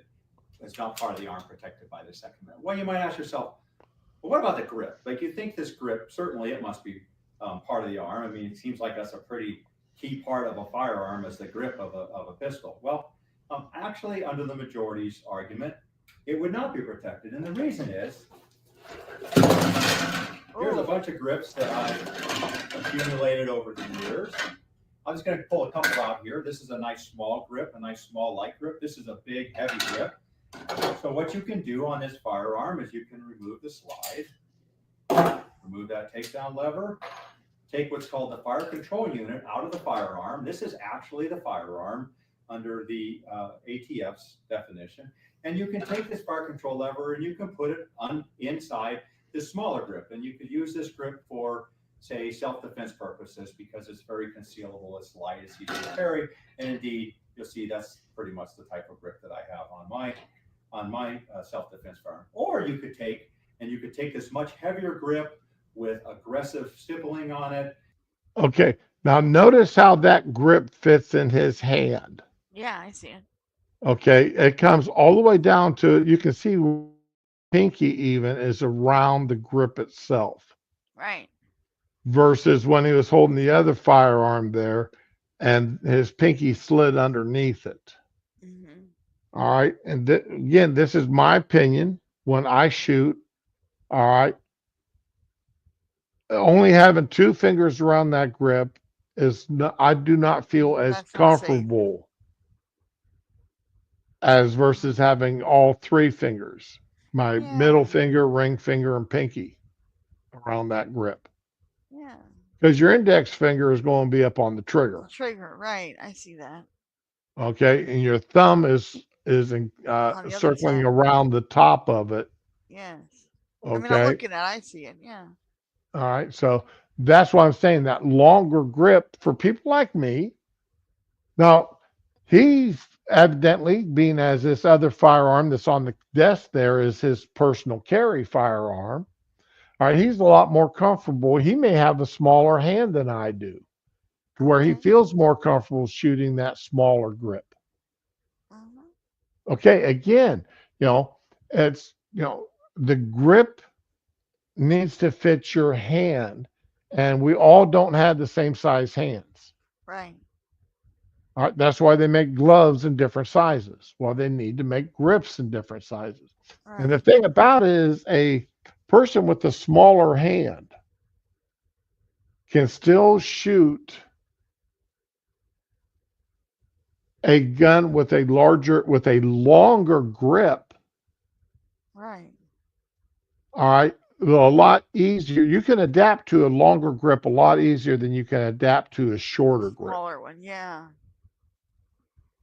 All right. And these are things I wish he would have brought up. during his I dissent mean, here. if you But think about it, though, it's kind of common sense. So, I mean, I was just thinking the same thing before you said it. So, yeah, but unfortunately, we're talking about judges here who are lawyers who are not gun friendly. So they don't necessarily, you've got to point this out to them. You got to beat it through their bias. okay. So, and with a flared mag well, and you could put this fire control unit in there, put the takedown lever on, and then you put the slide back on, and now you have a firearm that is much better at being able to take quick follow-up shots, hit what you're aiming at. And so this grip, all of these grips under the majority in California's logic could be banned because if they were misused, they would make the firearm more dangerous, and you could put a different type of grip on if you wanted to. So you might ask yourself, well, what part of this pistol would be protected as an arm under the majority's logic? Well, I suppose California would eventually be forced to say, well, this part, the FCU, I guess, is the arm protected by the Second Amendment. Every other part that you added, as I've just shown you, every other part that you added could easily be characterized, just like the magazine, as an accessory that you add to the firearm, and therefore could be banned under the Second Amendment. But not so fast. Even this part, the FCU, the core basic part of the firearm, could be banned under the majority's rationale. And the reason is, let me show you another FCU. This is the FCU for my competition gun. It has a really nice trigger, a nice light, crisp trigger, and has some parts replaced in here. It makes for a really nice trigger. You can upgrade the trigger to make it much nicer. And so because of that, under the majority's logic, you could even ban this FCU, or at least most of it, as simply an accessory, and now protected by the Second Amendment. Hey, check it out. This little bullet right here is worth as much as all of those bullets inside of that case. What do I mean? Now, most of what I've shown you could, I suppose, be conceptualized as upgrades. You say, well, that's an upgraded trigger, and that's an upgraded takedown lever, and that's an upgraded grip. But the majority's logic works both ways. I've just shown you how you could easily improve the sights, how you could easily improve the takedown lever, you can improve the grip and the trigger, you could do the same thing with the barrel. But you could easily downgrade all of these factory parts of the handgun to make the firearm less accurate and slower. You could put in worse than factory trigger. You could require worse sights than what it comes with from the factory. You could require a grip be put on that hurts the speed and accuracy. Indeed, this type of downgrade is precisely what the majority is actually requiring in this case. As we mentioned earlier, this comes from the factory with a 21-round magazine, or it comes with a 17-round magazine in a slightly different configuration. But the majority is requiring that these factory standard parts be replaced with worse than factory parts, a 10-round magazine. So when we take everything out that the and that's a very strong point. I mean, the majority will say, well, why do you need 10 rounds? Well, in that case, why do you really need 5 rounds? Why do you really need 3? Why do you need more than 1 round? There you go. Okay. Why do you need more than 1 round? Well, the problem is most times, I mean, I shoot a 9mm. I can't shoot a 45. Okay. My wife shoots a 380 because that's what she's more comfortable with. She can shoot a 9mm, but she's more comfortable with her 380. My dad shot a 38, but that's because that's what he was comfortable with. My one brother shoots a 45 when he was alive because that's what he was comfortable with. Oh, no. Okay. So again, what you're comfortable with is what you're going to be accurate with, the most accurate with. Right. And maybe you need 10 bullets. Maybe your building was taken over by a gang. I mean, now that's the next point. most home break-ins are not just one person. There you go. And the reason why I talked about the different types of ammunition, and Paul will back me up on this with no problem. The 380 does not have the stopping power of a 9mm. A 9mm does not have the stopping power of a 45. Okay, that's when you look at the ammunition, that's obvious to see that. What has more stopping power. Dead air. That was a minute ago when the guy was talking and we were quiet. Oh, because I heard him just fine. Could you guys hear him? I could hear him, but we weren't Okay. talking. Oh, okay. That might have made somebody nervous. Yeah, okay. Paul, Paul brings, he carries a subcompact and a full size of the same type of gun. Okay. Fortunately, I'm big enough, I can carry that 9. I can carry my Glock with a 30-round magazine, and you can barely see the end of the magazine depending on the shirt that I'm wearing. There you go. If I'm wearing a lightweight shirt, you can see the end of the magazine a lot easier, the end of the mag, than you can if I'm wearing a heavier get shirt. That many lawyers in one place. I ain't saying. I'm just saying. But again, the stopping power of that ammunition, though, I shoot somebody with my 9mm. In order to have the stopping power of my brother's 45, say, I've got to shoot him 2 or 3 times, depending on where I hit. Okay, and I can't guarantee I'm going to do a heart shot every time I hit him. Or a headshot. Well, I don't. Double If I've hit him in the head, then that was more accidental than on purpose. I don't shoot for the head. I mean, how many times did he say Mom liked me better anyway? Just. Oh, I'm infamous for dead air, huh, Data? Okay. But the whole thing here with this, ammunition sizes, if my wife's using her 380, she needs all the rounds that she can get her hands on. Okay. Now, granted, most, that is if the guy doesn't run when the first round goes off. Now, if the guys run, then the one bullet was all that was needed. There you go. But if they don't run, if they don't run, then it's all about bullet size, weight, and powder charge. Exactly. Yeah, you don't aim for the legs or the head. You aim for the back. Solid center mass there. You can't miss doing that. You aim for the largest part of the body, which is the torso. Yep. So same thing with bees. And that's why it's important to have more than 1 round in your gun. Yeah, more than 3 rounds, more than 5 rounds. Because if you these guys don't break into your house usually as a single person. It's usually they're not the welcome welcome wagon there with a platter of cookies, and they're here to take your shit. Right. And if you decide my crap is worth more than your life, that's something you have to live or die with, buddy. Not me. That's your FAFO. There you go. You want to find out if my stuff is worth your life, then come on in. Because I'm not the one that made that decision. You were.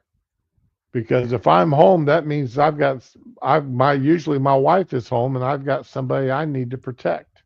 Helen, stop him. He's going for the eggs. Don't let him hit the kitchen. Yeah, don't let him. He may be going for my bread machine. He may be going for my homemade bread, man. No. Oh Oh my God. I had that dream about you again where you just kept throwing bread at me and it was all coming out the oven. It was everywhere, man. I wanted to murder you. Don't fucking laugh at me, man. I was serious. I was very stressful. I have nowhere. First world problems. I have so much bread, I don't know where to put it. I had nowhere. The counters were covered in bread. I had a cooling rack suspended from the light fixture. That was full.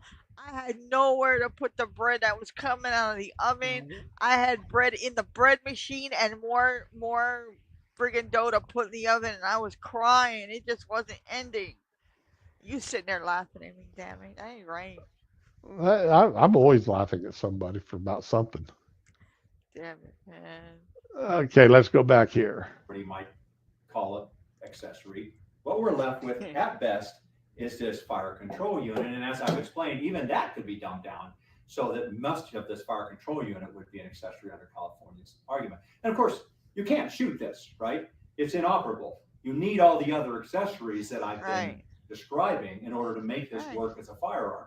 But of course, also each of these other pieces, just like this magazine, could in some way be considered an accessory since they could be replaced with a different part that would be less useful and make the gun less dangerous if misused.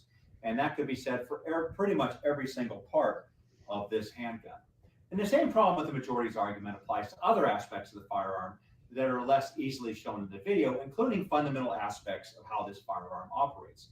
At oral argument, I asked California's counsel why California couldn't ban the automatic cycling mechanism altogether under the California's argument.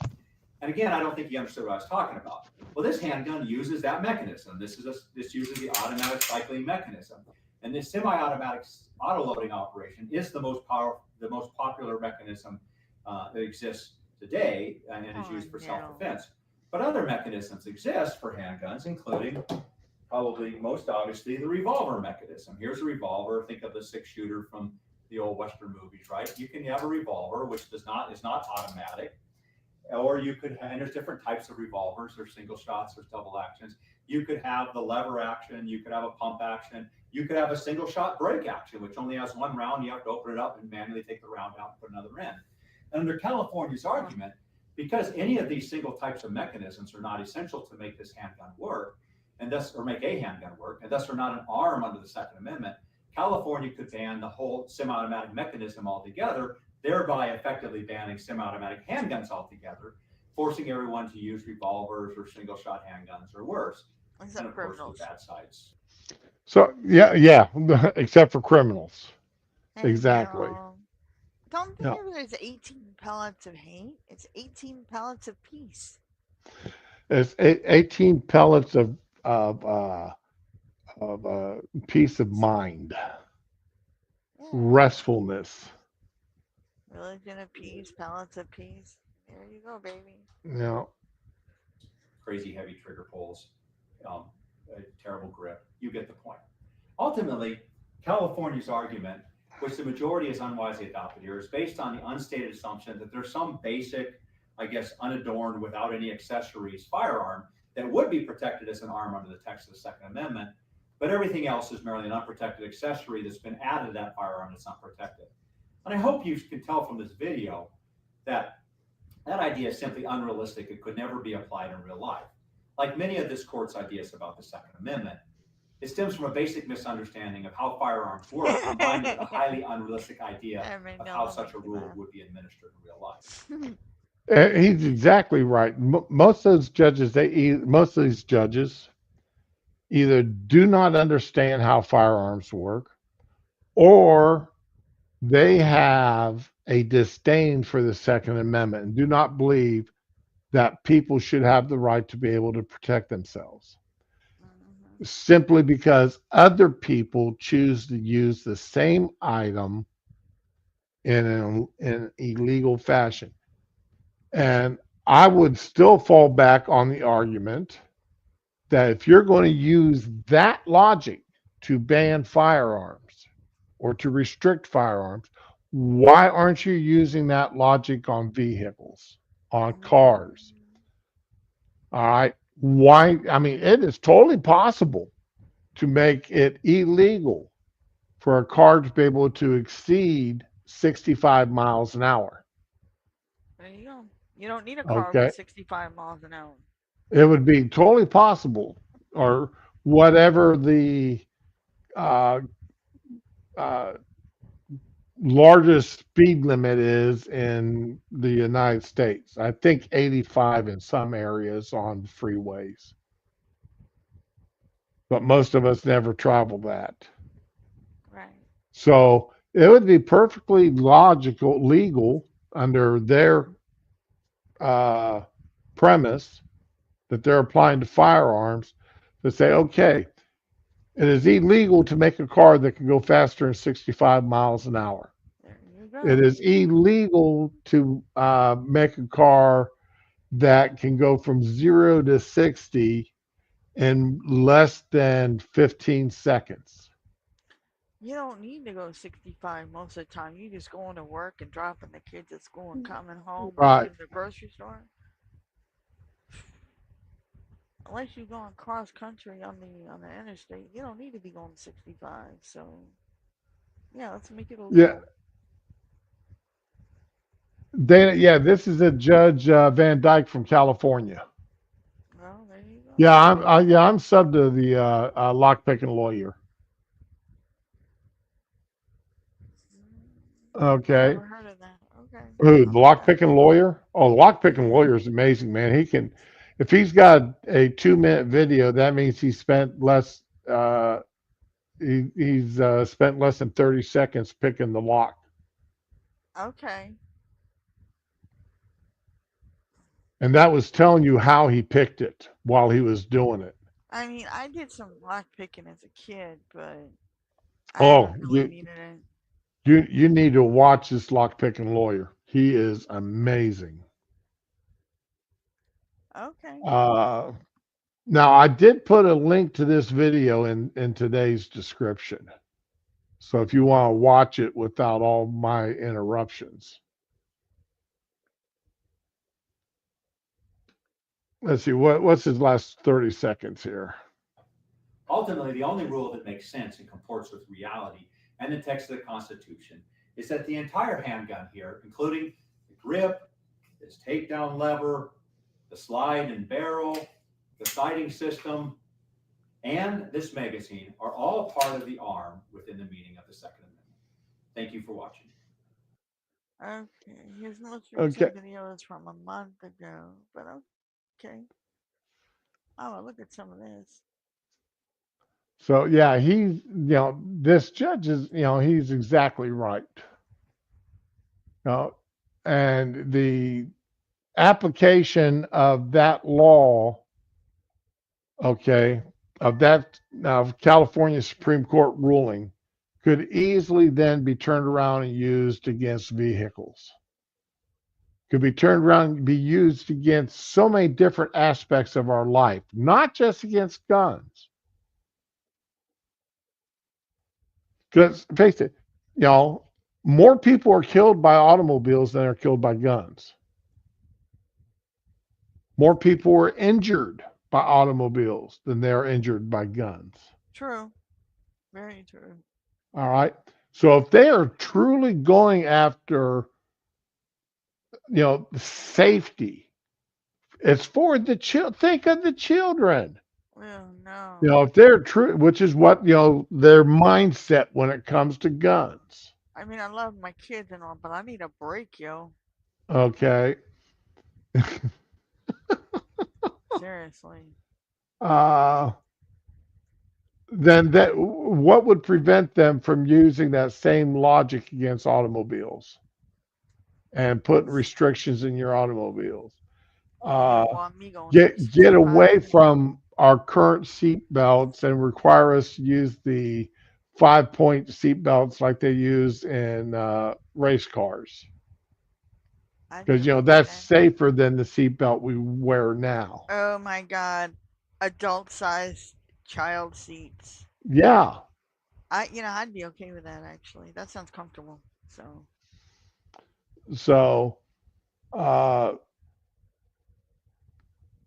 their logic that they're applying here is dangerous.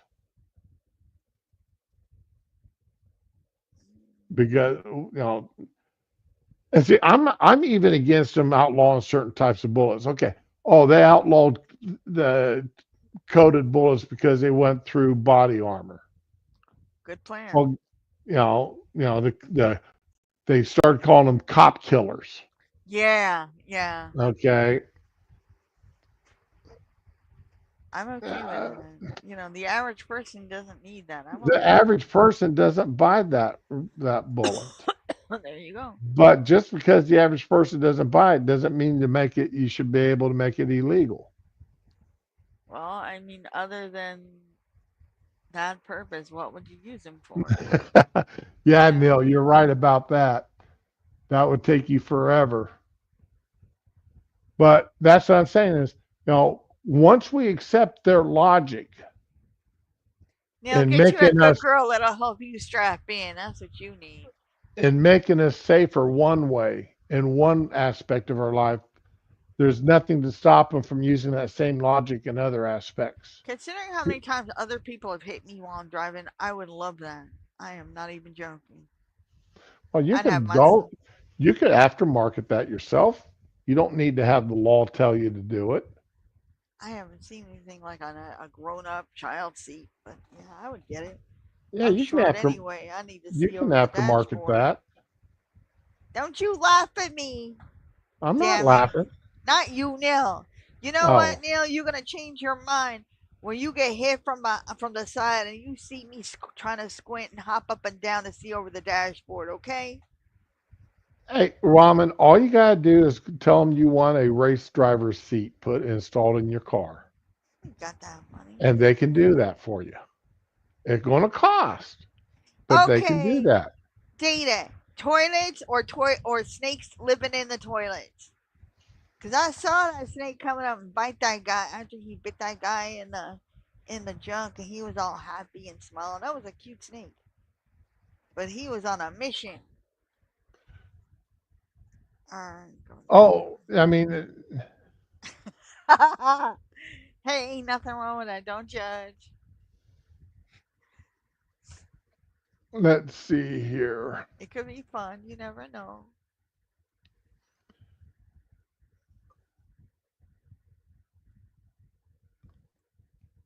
Okay, here we go, Ramen. Oh no, what? I have a bad feeling about this. All right, $66, $65, $807. Oh God, I need a big one. $1,300, $1,700. Oh, Data, look at that. Nah, man, you ain't even kidding. Kevlar I couldn't waist get out of guard the tub. seat. One weekend, I couldn't even get out of the tub. The tub was so slippery, I couldn't get out. That was after I had my So- criminal, so it doesn't count. Anyway, Yeah, I mean, there's all kinds of race driver seats here that you can get. I mean, $1,700 is a bit extravagant, but here's this one here for $807. damn. I was comfy too. Nah. I don't have that kind of money. I'd have to wait till I get my tax return. Okay. So yeah, you could get these and get them installed in your car. But my seat is nice, so it's nice and heated. I got the heated seats, which I love because it's good for my back. So, well, I mean, you can get those too. I mean, I've got them and put them in my car, in my truck. My wife bought them for me for a Christmas present 2 years ago. And I like them better than her heated car seats because mine's got a lumbar heater in it. So when my lower back is hurting, I mean, the whole back heats up. So yeah, I get into it. If my back's not feeling good, I go ahead and crank that sucker on and turn it up to 110 degrees, and I'm a happy camper. X was like, one day he was like, "Oh, I'll drive you." I'm like, "No, I'll follow you in my car. I don't want my heated seats." Oh, you got heated seats? He was all impressed and shit. I was like, "Yeah." Hire you a female co-pilot, Neil?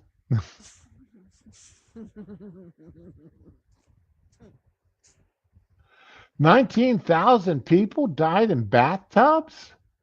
I could see it. I almost couldn't get out of my tub last year, man. After my stroke, I was just sliding. I had to lay washcloths all in the bottom of the tub so I could get a grip. Man, it was a little scary. I thought that's where I was gonna live. I was like, yep, this is my life now in the tub. Now, Paul, I don't understand why armored vehicles, armored trucks are governed. That doesn't make no good sense. It really doesn't, considering how many private businesses have them. I mean, you got like, what is Now, that? you Brinks. you would think that those armored trucks, they'd want to be able to, if get away from somebody if needed. There's a video out there I saw probably about a year or so ago. A guy was standing across the street from a business that an armored truck was servicing. Okay. And the driver and the other person, at least two of the people assigned to that armored truck came across the street to tell him that it was illegal for him to record I believe it. the armored truck. How many movies there are about people heisting an armored truck on the way from a pickup? I mean, yeah. The thing is, there's no such law. No, but it would make sense if there were. I could see it. Well, first of all, it'd be a violation of the First Amendment. True. All right.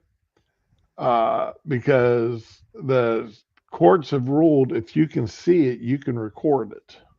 No. I mean, schools are public, but you can't go in a kid's classroom and record. So okay, but that's not a public setting, though. That's okay. The school, okay, but you can stand across the street from the school because they tried to have that law in Florida, and the Supreme Court shot it down. You don't know how many times I wanted my daughter to be able to take her phone and record shit at school, man. That would have eliminated so much heartache. Ooh. Oh, I agree with you 100%. Every classroom should have a camera in there, especially and PSC. That camera. When the kids come home and tell you versus what the teachers and the guidance counselors will tell you, they are different stories completely. Like where my wife works. Even the camera going to the children's bathroom. The camera is not inside the bathroom. No, it's at the entrance. But it's at the entrance. Right. And that's because somebody once accused one of the staff members of going into the bathroom with their child. Yeah, you know what? That happened with my daughter, and the police were the ones that called me. Even though I was on the phone with the school every day for weeks after something happened, nobody from the school told me, but I was on the phone with them every day. The cops called me. And I said, okay, what about this kind of evidence? And so they got video of her coming out, but not going in. So they have no idea how long she was in the bathroom with that person. Yeah, you can't tell me the camera only stopped working for that one. No, somebody's disappearing evidence. Right. But sorry, I'm on mute. Anyway, and the reason why I spent so much time on that video, which was about an hour, is because the logic that they use, that the Supreme Court judges use there in California, is so bad, so horrendous. If you sit down and think about it and how they could turn around, because once you use that logic in one way, you can turn around and use it in another situation. And that kind of stuff, I'd love to see the U.S. Supreme Court take that case and overturn it. And I'm hoping they do. I'm hoping that gets stepped up. But anyway, even private schools in the city have them in the classroom, but not the private schools that here have them also. Have got cameras everywhere that the parents can just sit in and watch and listen. And I think that's the way it should be. Excuse me. Parents. Now, I don't think it's reasonable to make the schools maintain recorded videos of every classroom, because that would be ungodly expensive. Right. Nobody has that much service space. I hear you. Right. But they should have the cameras there to where parents can sit in there and watch it. Yeah. And if the parents want to download the video, record the video, that'd be fine. That'd be on the parent. That'd be up to the parents to do. Oh my God. I would have so much lawsuit footage if I was able to do that. Because those teachers weren't watching the class. They kept turning their back on my daughter, and the other kids were harassing her, but they were sending her to the principal's office if she complained about the other kids getting in her space. Right. Yeah, no, you don't want me to have that footage. Trust me. Well, when we sent our son to a semi-private school. It was a charter school. Oh, I wish I could have done that. And it wasn't that expensive. Granted, now my son's in his 30s now, but it wasn't that expensive when we sent him. I mean, the wife and I could afford it with both of us working. Yeah. And they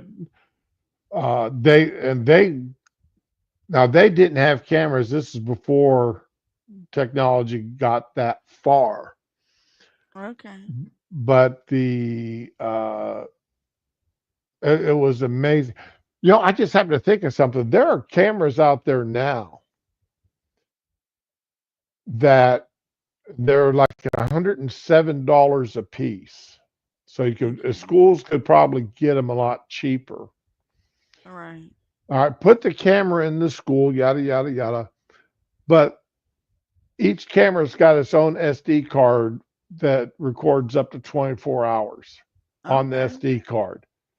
So you just, rather than the schools have, you got a problem with something that may have happened in the classroom, you have it recorded on that camera's SD card. There you go. Okay, that way the schools don't have to have a server to record everything on. It's on, it's on that SD card. Yeah, but that footage got to go somewhere unless you want to delete it every day. No. You can set it up so that it just records over the previous day. Okay.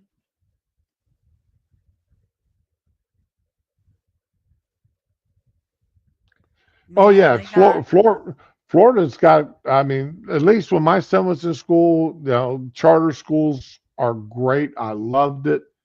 I only had to get one phone call. I've only got called out once because of my son being a boy. Ugh. All right. They called me one time, and when they told me what he did, I fully agreed that, yes, he deserved punished for what he had done. And I made him apologize to his class. I made him apologize to his teacher before I took him home. And I think that embarrassment of having to apologize to his classmates for being a disruptive little shithead in the middle of class. I talked to the teacher a couple of months later. She said the whole class acted better after that. It wasn't just my son acted better, but the whole class. Of course, it's never one kid. The behavior of the entire classroom improved after that. Because, it's like, oh my God, if one, I don't want to have to stand up there and apologize to the class and then apologize to the teacher for being a disruptive little shithead. So see, we had a big problem because part of my daughter's IEP is she wasn't to go to the cafeteria. Like in the mornings, I dropped them to the cafeteria for breakfast, and sometimes she'd pack her oatmeal or her pancakes or whatever, and sometimes she wouldn't. And it wasn't a big deal. But she has her own lunch. She packed her lunch every day herself. And she has a thing about other people's food. She doesn't like the way it smells or looks. It's very triggering for her. So I said, listen, don't make her go to the cafeteria. The majority of your problems are happening either in the cafeteria, on the way to the cafeteria, or coming back from. Just have her avoid it, and 95% of your problems are gone. So that was put in her IEP. But they kept taking her to the damn cafeteria behind my back. So the day that another student took her away from the cafeteria and into the bathrooms, I'm like, well, you just watched my daughter walk. No, I was watching some of the other students. I'm like, okay, so you're assigned to ESE students, but you're watching the general education students instead of who you were assigned to. I don't understand how that works, but we don't have enough staff and blah. Just to watch your daughter. I said, you know what would be great? When I sue the district for your child neglect and your violation of her IEP and all the other stuff that's been going on, once I get my multi-million-dollar lawsuit, I'll be able to use that to hire somebody to watch her in the school. And we won't have any more problems. They stopped taking her to the cafeteria after that. Okay. Well, here's a video for you. Oh, no. All right. This will be the last video I show today. I just got a notification from BitTorrent. We haven't seen you in a week. Are you okay? Yeah. I actually got that from the Chinese place last year too. They were asking me if I was okay. I hadn't ordered anything in a while. Oh, this is only going to work out great. I can tell now. Okay. Now, well,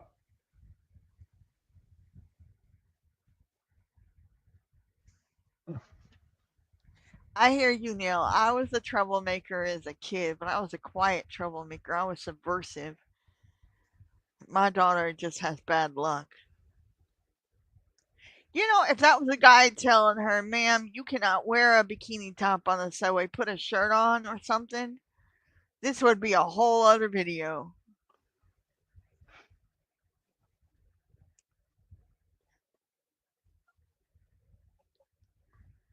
Why are you confronting somebody else about their choice of clothing that has nothing to do with you? Oh, God.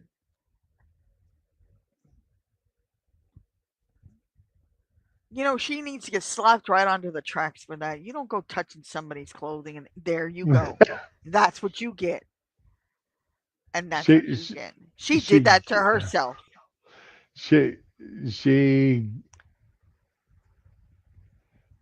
ended up where she needed to end up. I mean, that's what she needed. And that's what she got. She did it to herself, though. Yeah. Damn, what was cool with? Somebody had taken that scene of her falling. Good. And they managed to get the extract that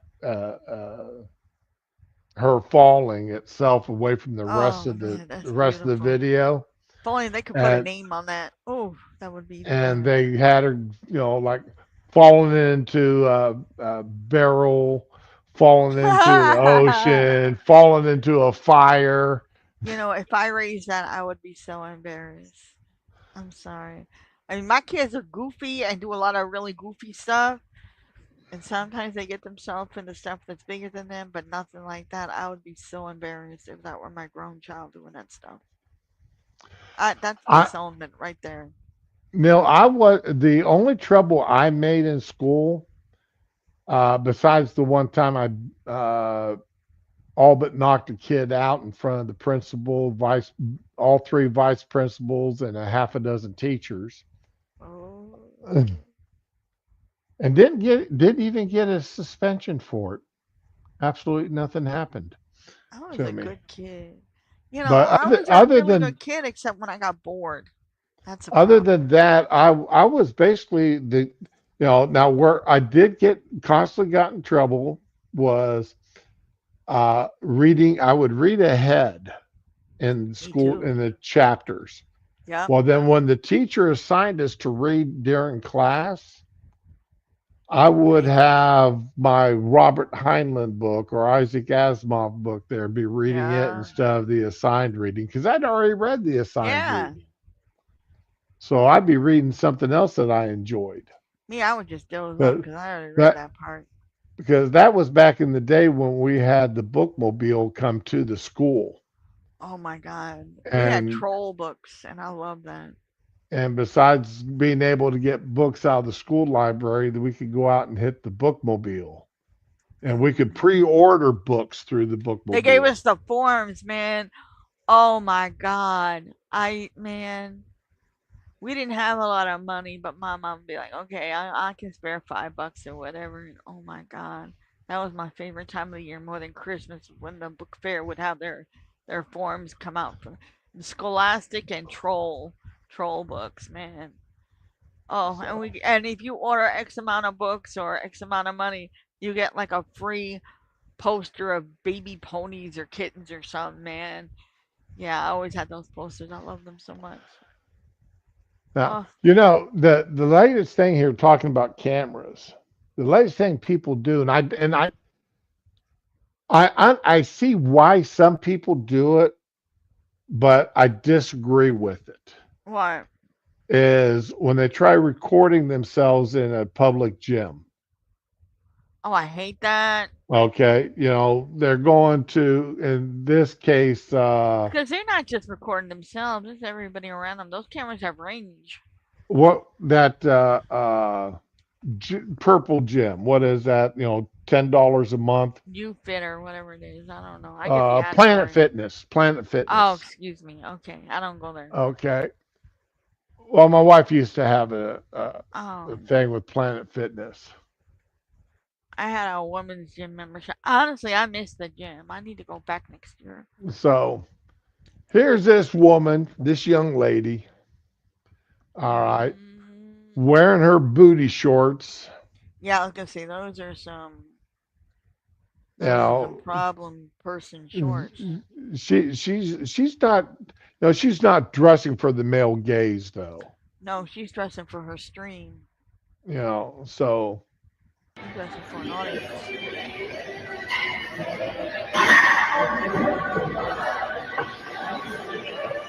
Lady, nobody cares. Now, the first thing I want to say is her form is horrible.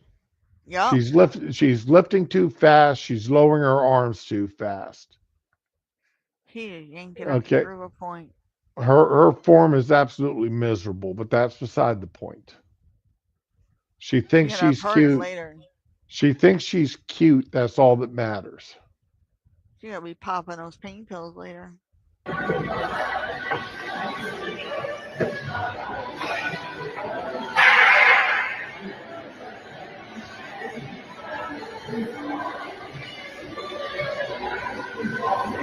Oh my God.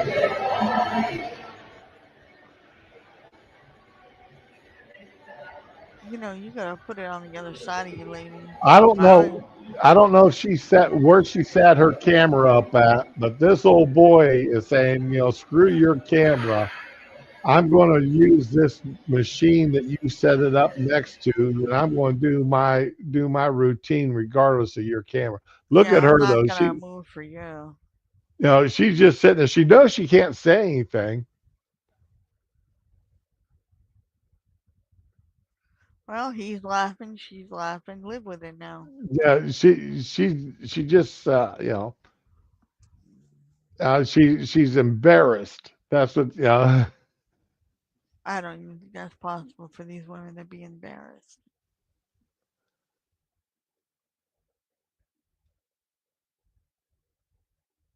I love it. I love it. I hope she never takes a camera into the gym again. You know what? Those employees need to walk around once in a while and see what's going on. When they see that, they need to, refund their membership and kick them out. I don't know if you've ever heard of Joey Sowell. Yes, Joey Swole. Oh, I love him. I mean, I really appreciate the work he does on people who are assholes in the gym. I love him. Filming in the gym. You know, he's gotten people kicked out. Yeah. Well, He has no okay, problem shaming anybody. I love that. no, but now there's been times where it's been these guys are doing nothing wrong. So, but then there's been times where I don't know if he actually contacted the gym or somebody at the gym was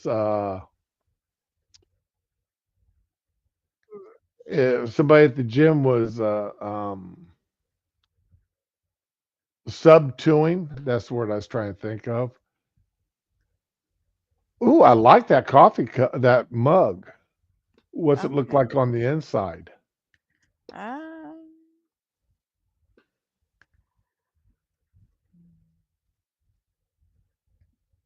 Oh, nice. I don't care about the Navy one's nice. Uh-huh.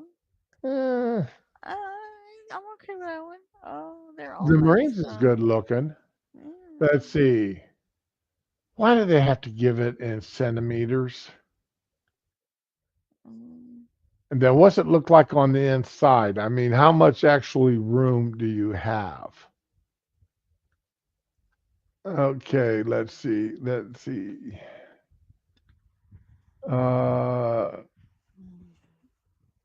is it 1230? cm 2 inches. That's like 9 or 10 inches, I think.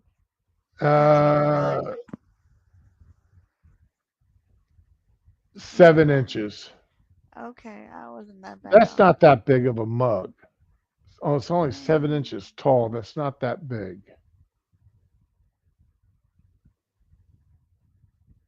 How is it 1230 already? So, let's see. Do I still have that tape measure over here? Did I put it back? I must put the tape measure away. For $30. No. I mean, I guess if it's, a gift for somebody else, yeah, but for myself, no. But then again, I paid like $30 for my vanity shirt, so I should shut up. It's my avatar on a shirt with this bitch under it. It's a nice shirt. It was worth the money, man. It's the softest shirt I've ever had. You say it holds. Okay, data says that it holds 12 ounces of coffee. Yeah, that's a collector's item. That's not really a day-to-day drinking mug for me, but okay, it's got the F18 on it. I'd get it for somebody, Yeah.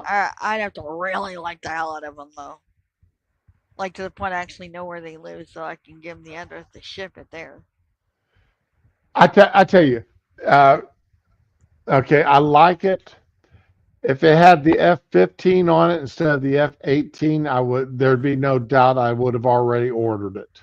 Ooh, look at you! If it had the F15 on it, I would have already ordered it. Now I'll send an email and see if they've got one with a F18 or F15. I will do that off of there, but yeah. And $2 donated Wounded Warrior. Yeah, I bought the donation mug from Mission Barbecue. Okay. If you go back into Mission with that mug, your sodas are discounted instead of paying full price, but then part of that money goes to Wounded Warriors. So I keep it in my cupboard.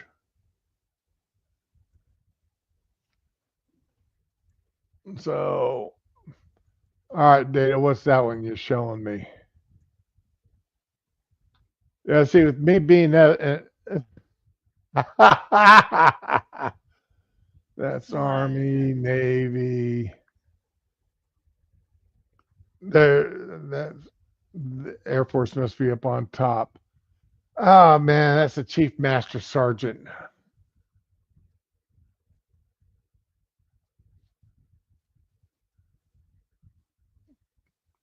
There you go. Oh, That's a Chief Master Sergeant. That's cool Master though. Chief. Oh. No, not Master Chief. Chief Master. Oh. Master Chief is Marines, I believe. That looks just like a streamer I follow. He's adorable. So, yeah. See, I didn't make. If you take off the top 3 stripes, that's what I had. I just had the bottom stripes there. Okay. I didn't have the top ones, and we didn't He's have still cute. we didn't have the white bands on our jackets at the time. But that's okay. He's a cutie.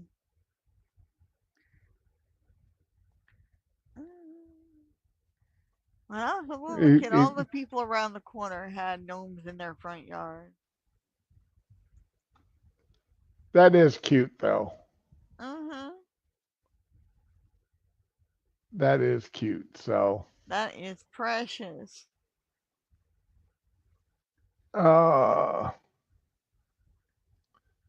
Okay, well, I'm going to go ahead and end the stream here. Oh, no. Okay. On the Chief Master Sergeant Gnome. I'll tell you what, I may end up buying one of those and hiding it in my wife's flower garden. Are these vinyl or ceramic or what are they? Because they look like figurines, like you could put on your bookshelf. So I may put it in my wife's Well, garden. they got a witch's brew mug. Yeah, I see that. Oh, Devil's Shadow? Hell yes. No, that would scare my kids too much. That would scare me. No. No, I like that Halloween Rise and Fall. The pumpkin. Yes. The Devil's Shadow's cute though. Creepy as hell.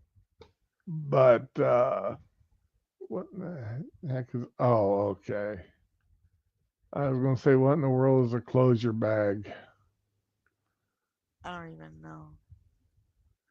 They got clothing though. It's kind of cute. Yeah. But anyway, y'all have a good day. Enjoy yourselves. Yeah. Try to stay out of trouble. If you can't stay out of trouble, have as much fun getting out of it as you did getting in it. Yeah, I'll say a prayer my ex doesn't call me today because I'm taking a long nap after this. I'm just gonna crawl into bed. Shaped like, oh, here's a bottle shaped like a hand grenade. All right. I'll have to check that one out. Bottle shaped like a hand grenade. Okay. That sounds good. Okay, whiskey bottle, I'm assuming. Ooh. I was just about to say, yeah, stop me in traffic with that water bottle. No, this it looks like a glass decanter style bottle. Oh, never mind then. Okay, never mind. So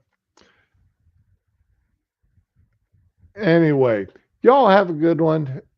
And be with the ones you love. Love the ones that you're with. And of course, as always, enjoy yourselves. I am broken, overdrawn. Do not call me about bail money. Behave yourselves, you filthy animals.